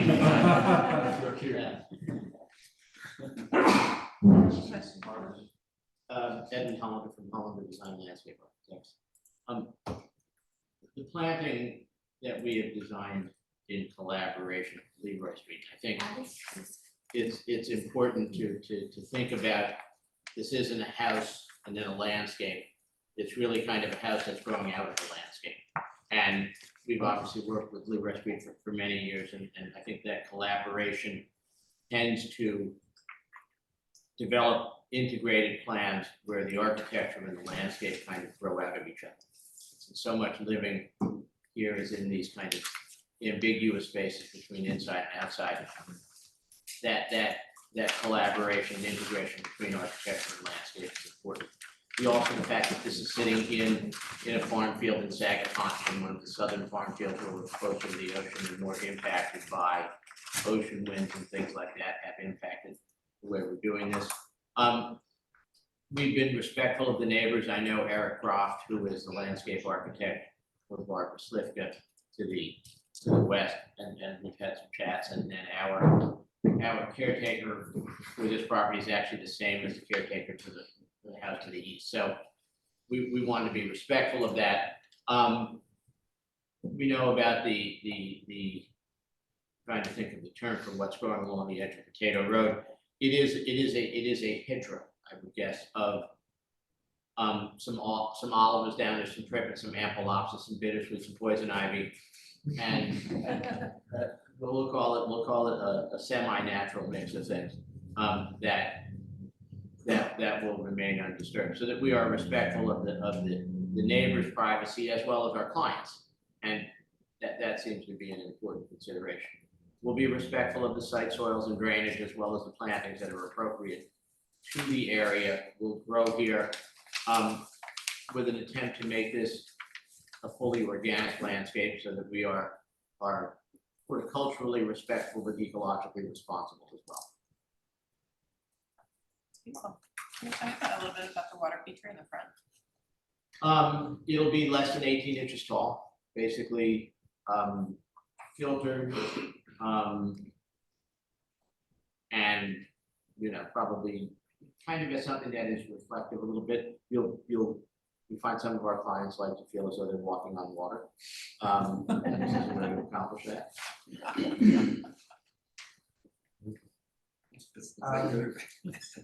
Very good. I did notice this morning with my visit, the mirror on the corner is very overgrown. It's rather dangerous. And maybe that could be cleared up as people are. But the site is being taken over by a mass of kind of mildly ampelopsis vines and things like that we'll want to get under control for our own property and for the benefit of the neighbors as well. Right, yeah, it's just quite unsafe because you can't see around that corner. Overall, I think the presentation is very fine. I would be interested in if you could arrange for some photos by drone at different heights so that we have a sense of what our light emission is in this particular application, and also what the neighbors are broadcasting as well. So it kind of helps us get a feeling for the neighborhood, if you will. So maybe, with particular heights, from your second floor. And is there any ceiling? I'm sorry? I'm sorry, I don't need to interrupt you. Did you want them at a certain time? Did you want to try to capture some of the? No, just a sense of what our light broadcast would be in this particular site at your particular height. Is there any roof patios or anything like that? There are, but no lights on them. Okay. How do you get up to do the gardening on the roof? There's an exterior staircase on the south side. But it's not a place to hang out? It is a deck, but it's not gonna be a daytime. On those first floor. Right, well, you're talking on the first floor roof at the second floor, yeah. So this is one of the gardens. And there's a garden on the other structure, correct? Yes. Yeah. And is there a roof deck on top of the second? No, just screen roofs. And on the second floor, photovoltaic, but no staircase, not accessible, not building. And the thought is to kind of plant that into kind of native meadow that is So it ties into the ground rather than seed them or to do a native meadow mix of grass and wildflowers, which will also, again, beneficial to pollinators and not require care. And I gotta hand it to you, it's beautiful, it flows, it feels very much like one of those huge boulders that has been so beautifully eroded into a lovely slide almost by a river over the years, right? That's how I'm feeling from this, and your presentation was totally beautiful. And in terms of modern homes out here, I mean, I haven't seen anything like it. I think it's a nice piece of art to add to the sidewalk. Great. No, I agree. I think the sort of your overarching goals have been very well visually communicated. No easy feat. Yeah, usually it can come off as gimmicks sometimes, but to see them so interpreted visually like this is. Thank you. Is there anything else that you would like other than see those drone shots? We're gonna study it a little bit more. Okay, yeah, of obviously, but, Invitation when finished, maybe? An invitation to visit when finished? That should occur more often. The wall along the road, really right should. there, right, as you enter the driveway, the wall, is it ivy? Looks like ivy. No, that's the best we can render it. It's gonna be, it's probably not gonna be just a privet hedge. I think I'd like to mix a few different species into that of viburnum and ilex verticillata and privet, so it feels, there's a wildness to the area, which I think we wanna keep. When we do these computer renderings, they have not developed, or we haven't developed the technology to be able to actually place the correct species of plants in each thing. So it wouldn't be ivy, it would be thick like that. Next meeting date? September 25th. So we would need any new submission if you're bringing anything 2 weeks prior to the meeting. So just for clarity, the applicant, we're Yes, yes. looking for aerial drone photographs and nighttime So you photographs? want us to take a drone up At and night. take a, To see who would be impacted by wait, you potential. want at night or during the day? That's what I was asking. Maybe both, if Okay. it's possible. So, Is that all right? and we'll Photoshop in our project into the night? I think they just No, want us, I think they just I want just wanna north, see what south, the east, neighbor- west, north, What south, you're east, doing west. and, yeah, see what a sense of what your broadcast is. Well, did we have nighttime renderings already? Yes, Yeah. nighttime We renderings. do, Oh, yeah, of course, not we're as the height, not as if we are in the house looking out. You understand? No, So you want Neighbor's to house. see I'm trying to something? understand. It seemed if there are any surprises that the neighbor's bedroom is right over the hedges.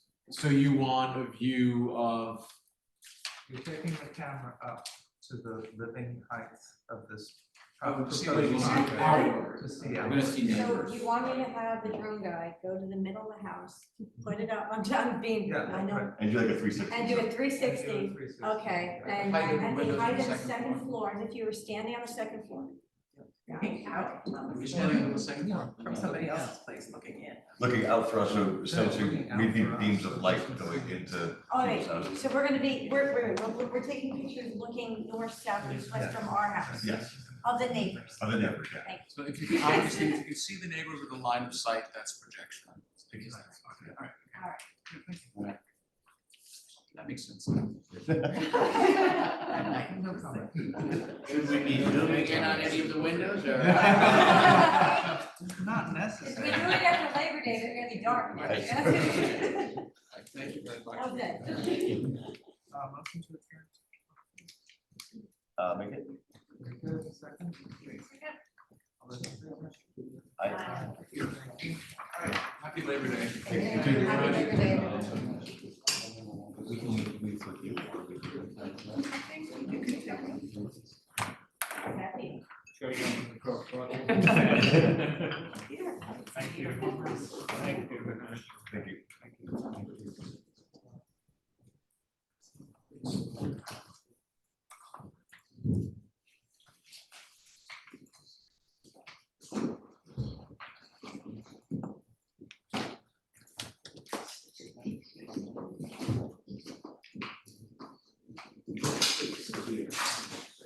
Okay, just some bookkeeping while we're getting it figured out. We adjourn to 19. Is there a motion to adjourn to 19? I'll make it. Yes, right, but they're adjourned, so we just need to vote to adjourn. Is there a second to adjourn? Second. Okay, all those in favor? Aye. Very good. The next application for 656 Daniels Lane, also adjourned. 565, 565, sorry. adjourn. No. It's not adjourned. Yes, It Oh, is. it is? Motion to adjourn? Emily, you want to do that? I'm sorry. Did anybody make a motion? Not yet, I'm trying. I'll make a motion. Okay. And Emily, you want a second? Second. All those in favor? Aye. Thank you. Which brings us up to 583, which is not. Very good. Here we go. Do you want to wait for John to come back? Yes, we will.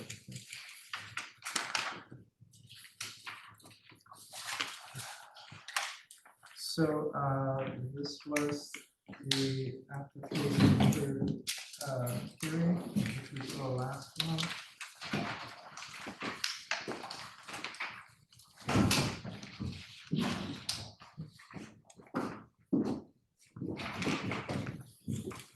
This is, the attempt has been not to put this in the public use scope, and it is on the side driveway, that's right, that's a side street. So you're pulling off of the side street into the driveway, the gate, and this is landscape so that it's not in public view from the street. It's the proposal. Did you want to cover anything on it? Good afternoon, my name is Tom Martin, I'm the landscape architect representing all of us here. We did, last month we met and we went through the proposed plan and we invited you to visit the site. And then we'll take that opportunity. I've been by it before. So part of what the client's wishes here is to provide a secure entry area to the house. She has a newborn and 2 other children under the age of 8. Very worried about the children leaving the front door and heading towards Hedges Lane. So in an effort to disguise the gate, we have an inset within the property and landscaped. To the west side of the property is a shared flag lot for one home located to the south. So as you enter the driveway here, it will be a gravel driveway, which descends about 3 feet, and it's hidden by mounted forms of ornamental grass and vegetation. We're just getting a sense of it. So directly from Hedges Lane, this gate would not be visible.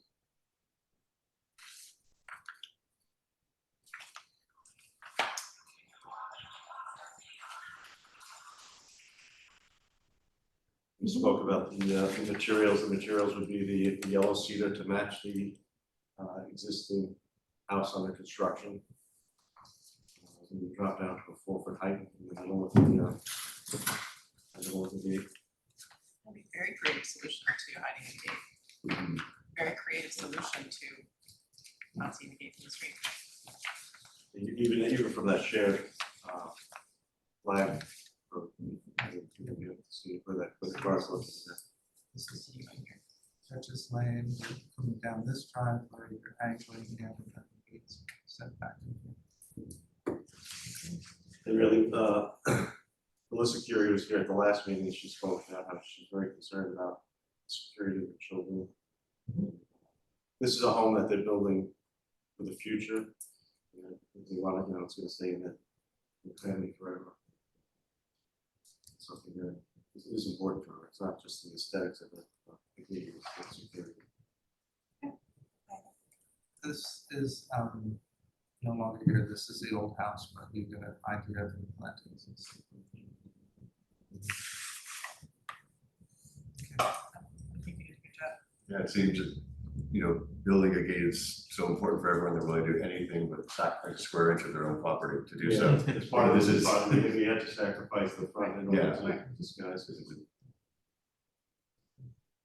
Hard to argue with the personal importance of it.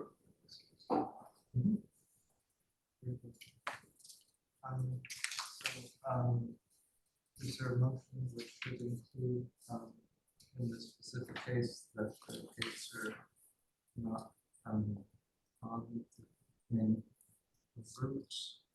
They are on a shared driveway and they are obscured from the public view on Hedges Lane. Is there a motion for that? Did you? So I can read it out. So obviously stop me if the board feels otherwise, but in accordance with 245-49A7D2, this proposal avoids excessive ornamentation, it's concealed from public view, it's functional without any unnecessary design features, it's of limited structural and visual mass. It makes use of wood, natural and unpainted. It has visual compatibility with the surrounding properties. It has a harmonious relationship with the neighborhood, and the applicant has made a showing that the gates and gate posts are reasonably necessary for the security of their property, and as well as there's a mitigated impact on increasing setbacks from required, the placement of the greatest reasonable setback from the street, and the least visual impact of the passerby, which is the vast majority of the elements that this board looks at in gates. What he said is on scope with you. Okay, very good. Just to check the materials. Is there a motion to approve on this specific motion? I'll make that. Very good. Megan, and second? Okay. All those in favor? Aye. Aye. Thank you very much. No, thank you. Thank you.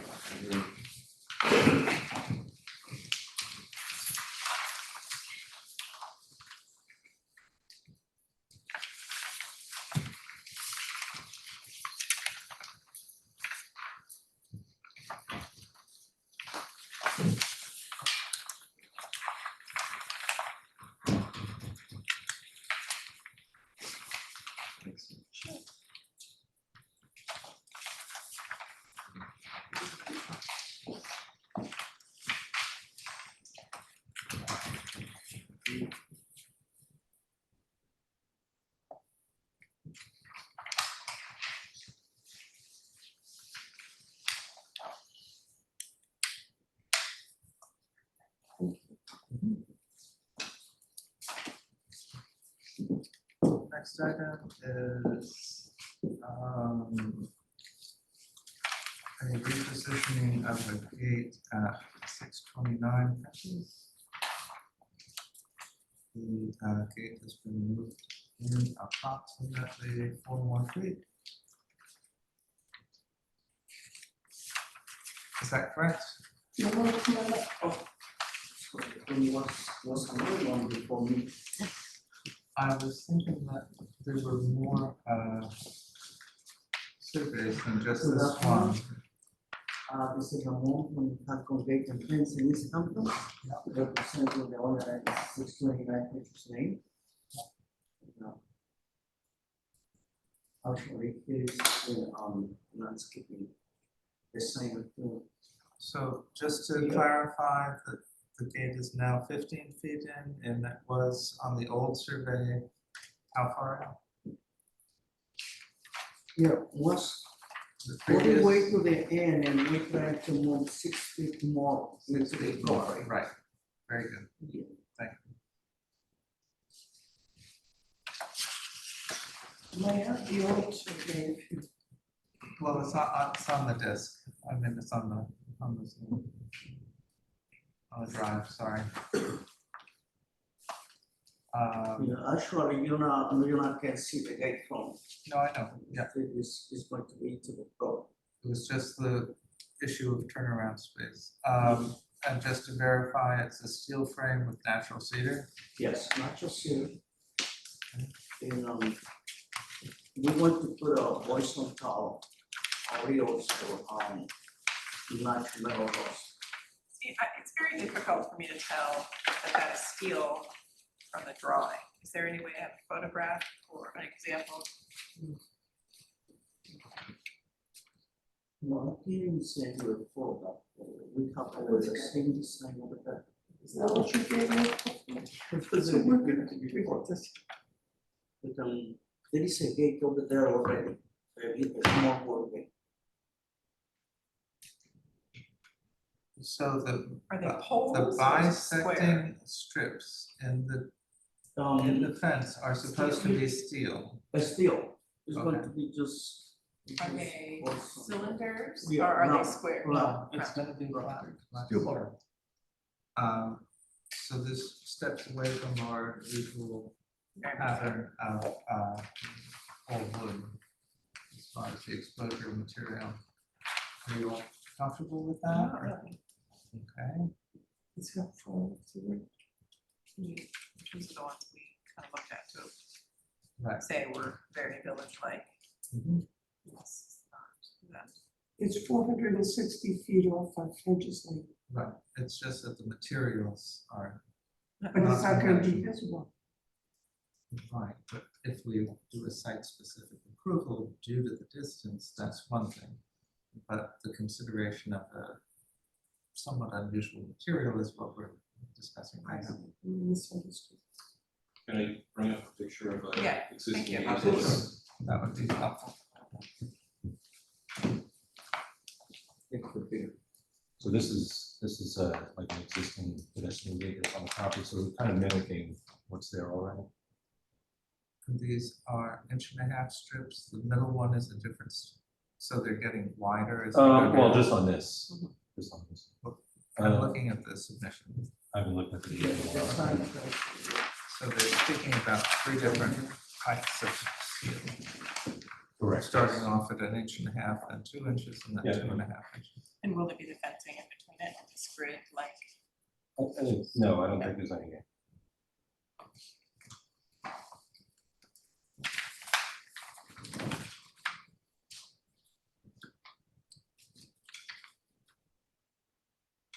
Make copies for me, still.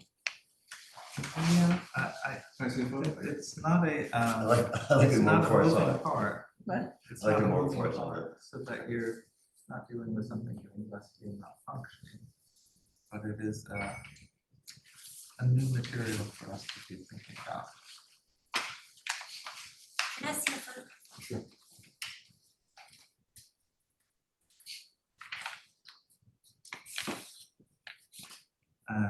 If we're building on consistency. With the steel, are you moving that exact gate or constructing? No, a new one? that's a gate that's, presently they have probably 3 gates that are installed on the property like that. So will the gate brand new be kind of shiny steel, black, No. and then kind of? No, it'll be rusty within. It'll be like a matted Yeah. steel.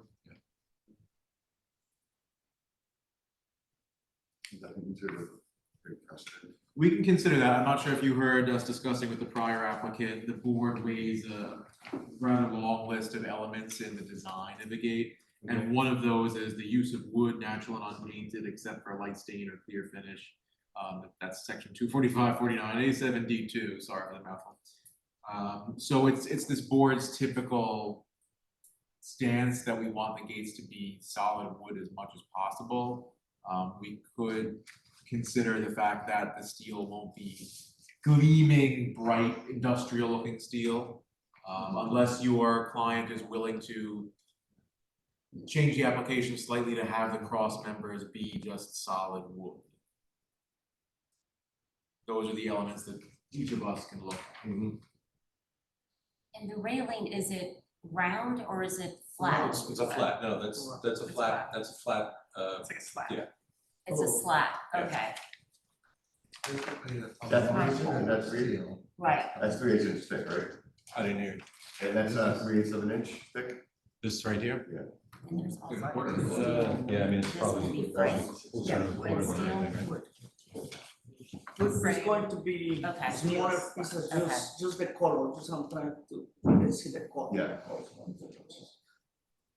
I mean, I don't dislike it, I just think it doesn't look like the sort of grouping of fencing that we've decided feels like Sacaphonic.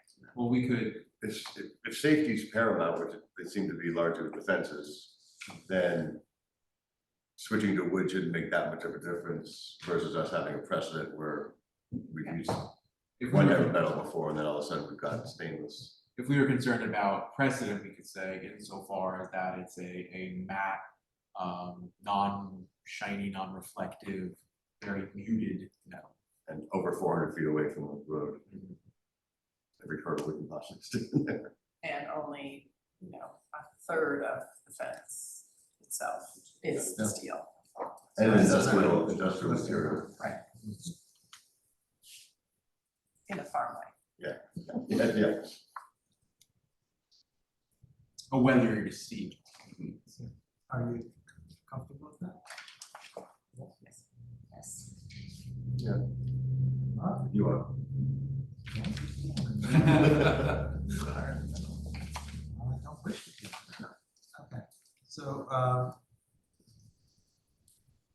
So Tom, is the idea that we are approving it and we are acknowledging that steel is acceptable where it is a weathered, non-shiny, non-reflective, rural looking metal. Where it's an accent, not the entirety of the game. right, yeah, that's an important part too. It's basically trim, it's not functioning bulkhead material. Are there different widths? Yes, they Is that are. excessive ornamentation, given that Maybe. there wouldn't be a You're going up to 2.5 is what the proposal It's is. gonna be the same width, though. I don't mind it. I guess if you're at a farm, you just pick up whatever piece of rusted steel you have lying around and 3 different pieces. Okay, so, I'm gonna let you read that off. The motion. So a motion to approve the gate as designed, consisting of both wood and a weathered effect, non-reflective, non-metallic,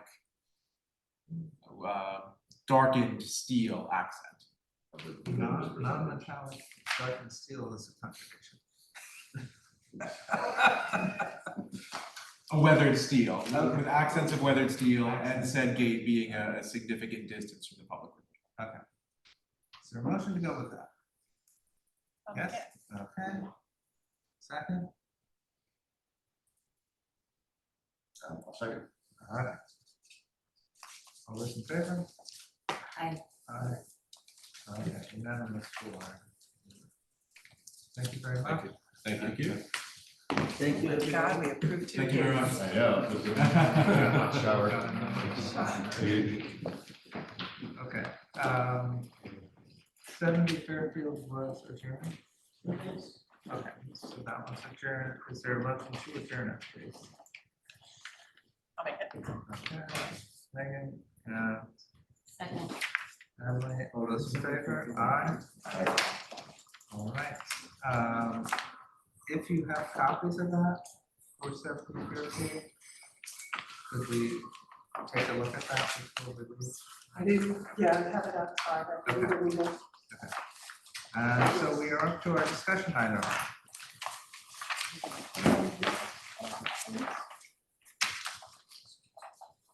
You're a patient man. I have an easy job. You guys are here.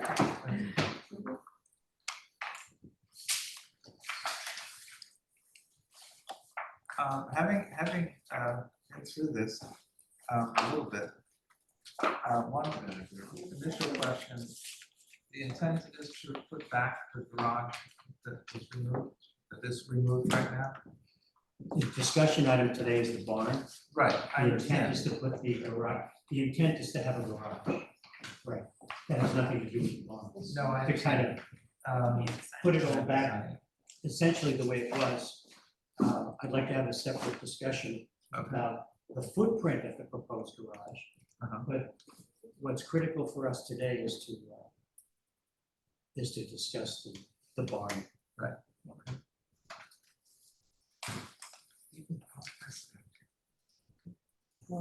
Because I need to take notes.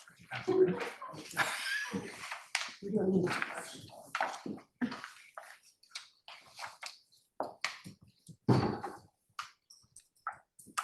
Okay.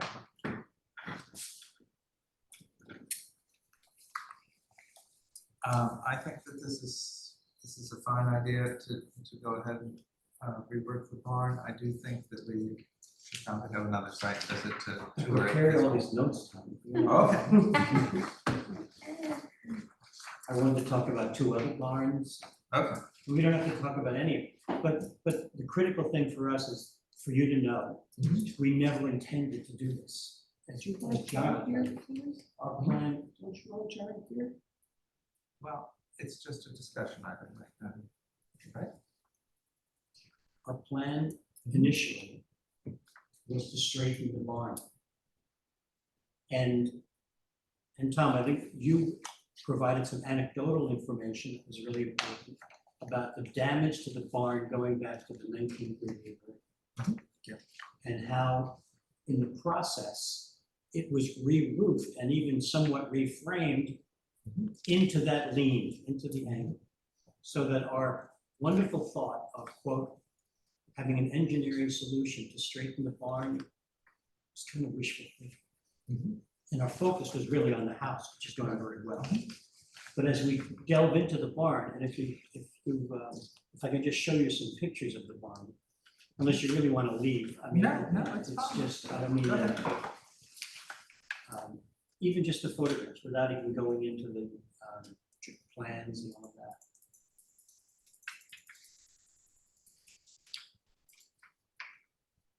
We have 19 photographs of the barn.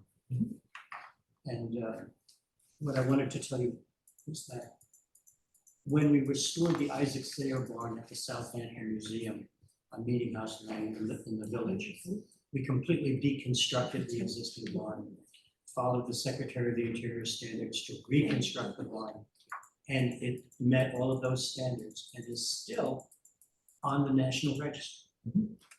When we did the Topping Rose barn, we did not deconstruct it, but we picked it up and we re-sited it on the property and then restored the barn.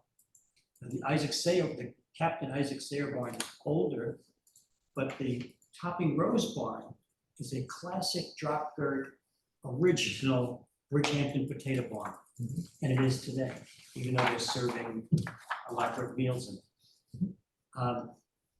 All we're trying to do is to follow the Secretary of the Interior standards to create a new timber frame structure that would be put on a foundation, a proper foundation. You'll see it in the pictures. And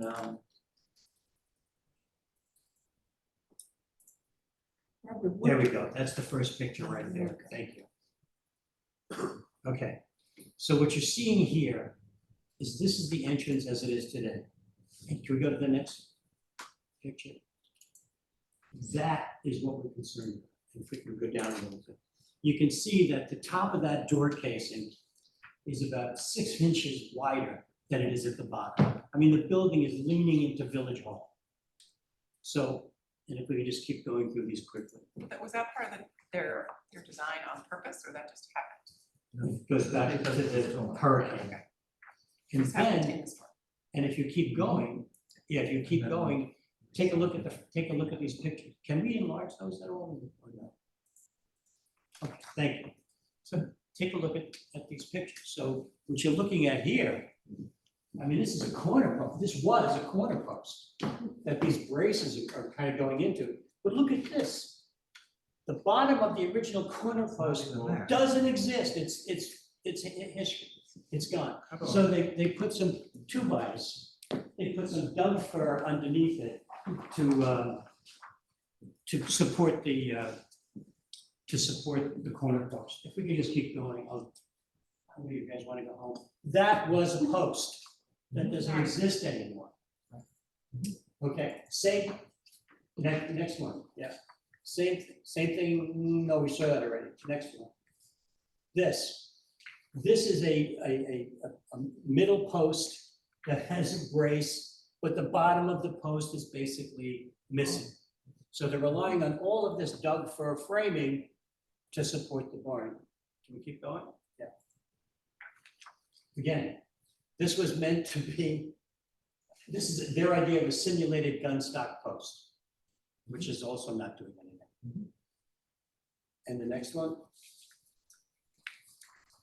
Okay, this is opposite that.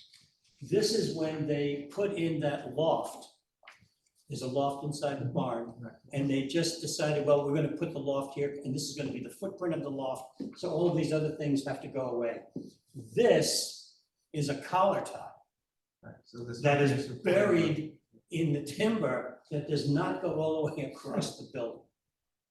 So the walls aren't even tied together. That's right. And, well, you get the picture. So you don't have to show it. It's just that the last thing I wanted to do was to do this and to have the owner incur the expense of this. Right. But the idea is that the owner has agreed to do it if we could, when we submit it to you, have your approval. Now, the reason why I submitted a complete set of plans is because, you know, I just wanted to prove to ourselves that we could do all of that, submit that, put in an application to do that. But if I could just have some kind of signal from the board today that they would support this effort, I would go ahead and off-site start to create the timber frame structure in white oak so that it could be ready in 12 to 16 weeks and possibly erect it before the winter.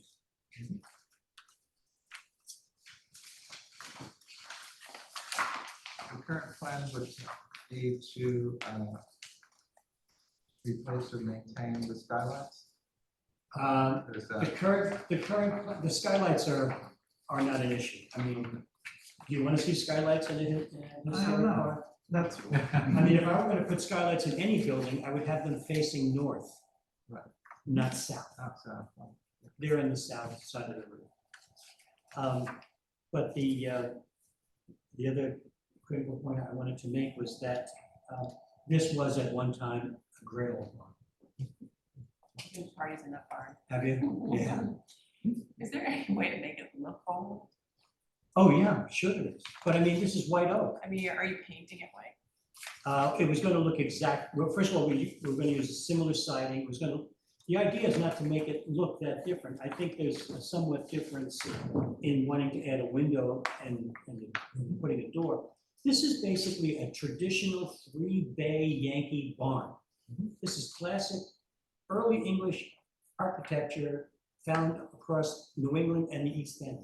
So when you do it, it's gonna look brand new, very simple. No, I don't think it's gonna look brand new. If, do we have any pictures in there of the Sayer barn? If you go into the Topping Rose barn, that was done in 10, 11. So that's about a dozen years old.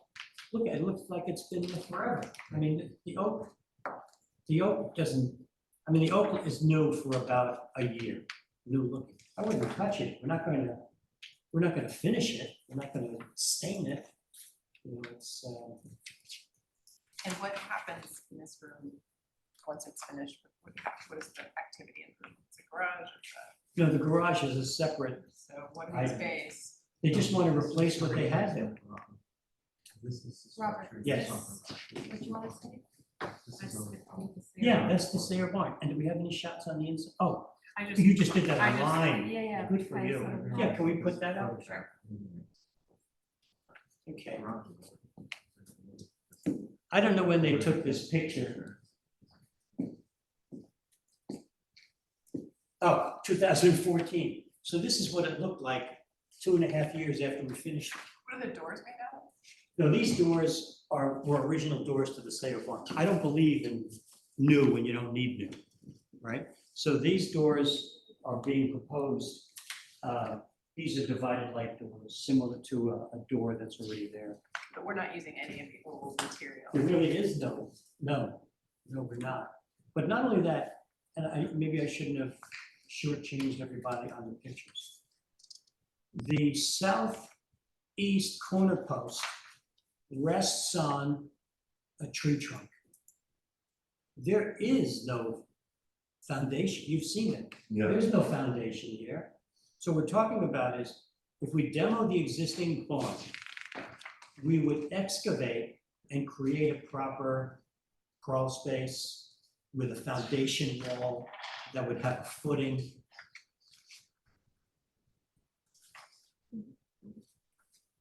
We pour a slab, like a rat slab, But what is the building gonna be used for? whatever they're using it for now. In other words, it's just to give them back what they won't have for very long. Not a gym. Not a gym. No, I don't know what I can't tell you what they're using it for. I can tell you that inside this building, there's like a kitchenette. I think it's listed as a pool house. But Well, there's a little tiny house next to the pool too. that has some equipment. Right, but somebody I spoke to actually used to sleep in that. Really? Yeah. Probably wasn't supposed to. It's a tiny place. Nothing would surprise. Is there any electricity in the building? I mean, is there? No, not a little one, no. But The barn itself was listed as a building permit converted to a pool house because they were putting electricity conversion as air conditioning unit. The little shed is actually where all the pool equipment is, so they didn't have to build anything around it, so yes, there is electricity in there. Yeah. I don't think there's enough room to sleep one off anymore in there besides the pump. Okay. Yeah. I'm talking like 50 years ago, somebody used to sleep in that during the summer. Were you related to him? No, I was not, I am not related to them, no. This is a recording. Yes, it is. But so, okay, I'm confused, the drawing, you do have skylights, you're keeping skylights. On the north side. I think those are existing. Oh, I see. Yeah, that our illustrator put them in under the. They don't have those, but it's a discussion item. Yeah, I feel like skylights are something from the 80s that don't necessarily need to be. There's no real need. If you also look at the plan, oh, can I see this for a second? Yeah, no, this is it. Here's the Sayer barn. You know, this is how we did it. We literally took it apart piece by piece. I labeled these things. That's my handwriting, right?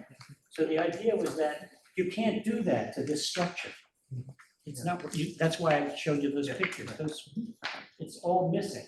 So just for the board's consideration, it is 245-73D is alteration for historic buildings. Obviously, we have jurisdiction over that. Just an excerpt of that. In evaluating whether an alteration is inappropriate, the board shall consider the Secretary of State's guidelines and standards for rehabilitation. I see, Mr. Strada, that you thoughtfully referenced those, and I see paragraph 1. Yeah, those are the national standards that the state complies with. So I appreciate you posting that or bringing that up in your submission.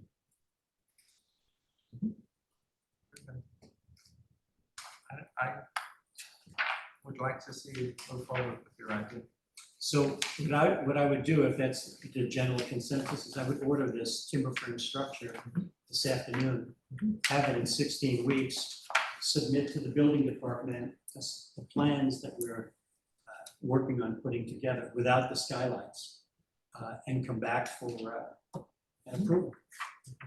An approval to demolish, An approval to demolish. and then you would put forth the design. Correct, that's right. You okay with that? And just one minor point, I know it came up earlier, I'm not sure if you're here, you need a secret long form EAF for the demolition permit. You don't need to submit it today, but that will need to be part and parcel of the demolition application.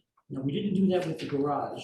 I know, but we're No, just I've finding- never, No, I that's- did not know that code section existed, Yeah. so I think that's why this never happened. No, I'm not pointing fingers. I just want to make sure like Michael Burns, I want to make sure we're doing the right thing. So it's the long form? Let me double check on that, but I'm almost. It's called the short form, I believe. I never knew it was required for residential buildings.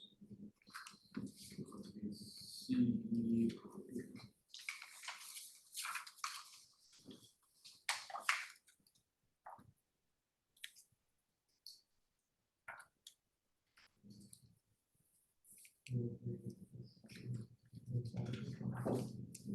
take the existing roof and put it on another proper roof, just so it still feels like that mossy old.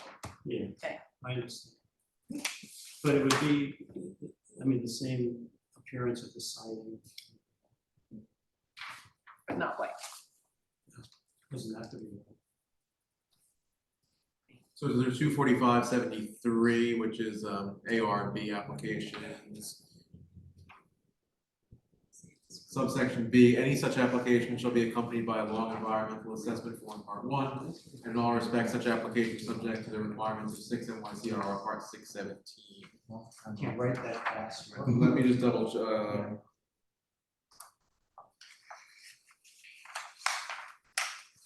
Yeah, that's in effect.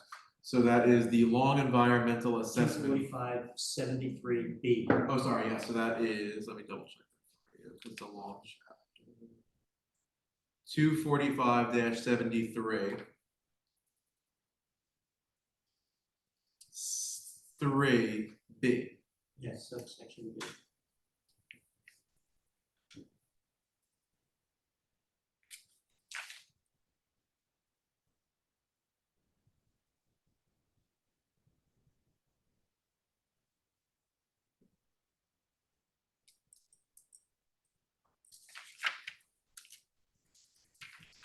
So this is the state environmental quality. Correct, yeah. And it's a very basic form if you've Yeah. never seen it before. Any Yeah. associate attorneys will be able to. Yeah.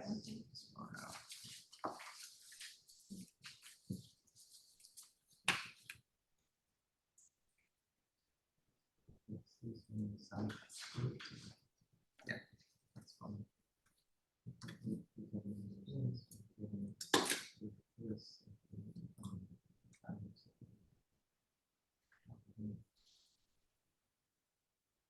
This is. I don't know whether the quality of the shingling is gonna be something. I mean, it's a shingle, so you can't really take it off. I just love the patina of wood and, I mean, We would use like-kind materials. yeah. I would save I all mean, those there's no planks of wood if I secret could. steel You strip must have had somewhere. a good time at that I party. didn't, I just really appreciate Keep in mind, we're still the recording. patina. I mean, I would like take a piece of Yeah. sandpaper and, Some of these are filled up pretty Yeah, yeah. good. These were not the finest, So while we're having a discussion, can I bring up the garage? yes. Just, and again, you may say, talk about it another time. Mhm. So the garage is a certain footprint Yeah. that worked for the owner at a certain time in the history of the building. It's like 16 feet deep. So that if you were to pull an F-150 into the garage, you could even close the garage door. Would It's the, attractive.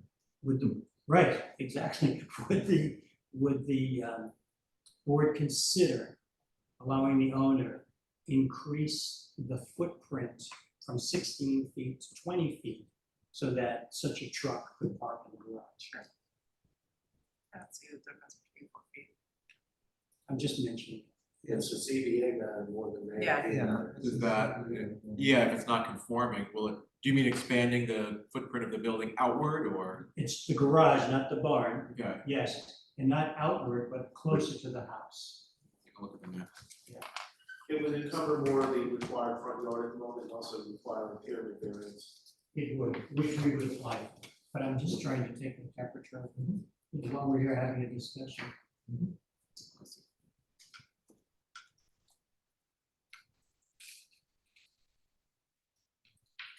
I don't think it would have any deleterious effect from a historical standard at all. I mean, he can park as many in there, but the truck is not gonna have it.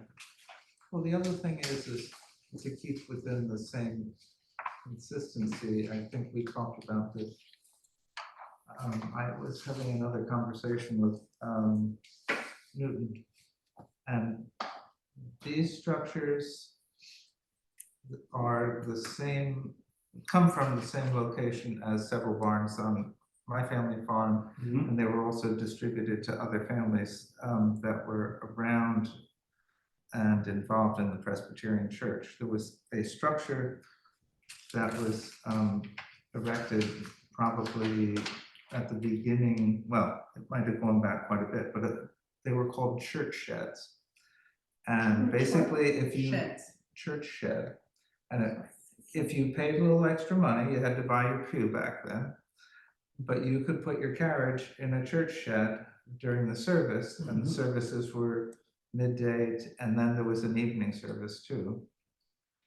And this sheltered your horse and your buggy, okay? And so over the years, the ones at the farm were expanded because cars got longer. Yeah. And so you added another foot, so the engine height could be extended, the engine length was extended, and you had a longer back on the Oh, so that's why they're shed. symmetrical. That's right, yes, yeah. Interesting. But these also came from the Presbyterian church shed, which was backed up along the edge of the historic cemetery. Right. Okay, just for history's No, sake. I'm glad to know that. But if we can keep that consistent Yeah. tone understand. to it, I that would be- believe we that would can. be sweet. So, John Hurlbut, Mhm. early settler, Mhm. actually built the house where the Topping Rose house exists now, because we discovered the foundation, a smaller foundation within that foundation. And so I went to the library, and there in the history room, there is a list of things that John Hurlbut sold and traded, whale oil, lumber, all of that. And he was at the beginning of the toll road to Sag Harbor. Yeah, that was the toll road. And that was his house. Well, we discovered a small building when we were doing Topping Rose. We discovered a small building way in the back. Turns out to be probably the first purpose-built warehouse on Long Island, because he built it to store the whale oil and the lumber and everything that he was getting. When we started to deconstruct it, like labeling all the pieces, we noticed that someone took an axe and opened up a larger section of these two posts. And they did that because they wanted to put a car in it. And so it was wide enough for a buggy, it was wide enough for a wagon, but not for an automobile. And that's how they did it. So interesting. Thank you. Sort of result? Yeah. Yes? Okay, good. Good. Thank you very much. Very welcome. Good to see you all. Yeah. Thanks. Take care. Thanks, See you. Bob. Okay. All set? See you, T. Any volunteers to help me on committee of two stuff? Okay, Megan? Very good. John wants to talk to us. That John wants to talk to us. Anything else to cover on I'm gonna take a record? quick look at my notes, but I don't think that I have any big concerns. The only one that I could see there being some issue with is 199 Wainscott Harbor. Do we want to close the recording? Okay. Adjourn. Adjourn? No, Motion to adjourn? Motion to adjourn? Motion to adjourn. I'll second. Okay, Who did first? oh, can I do that? All right, all in favor to adjourn? Aye. All right, thank you. You're all set?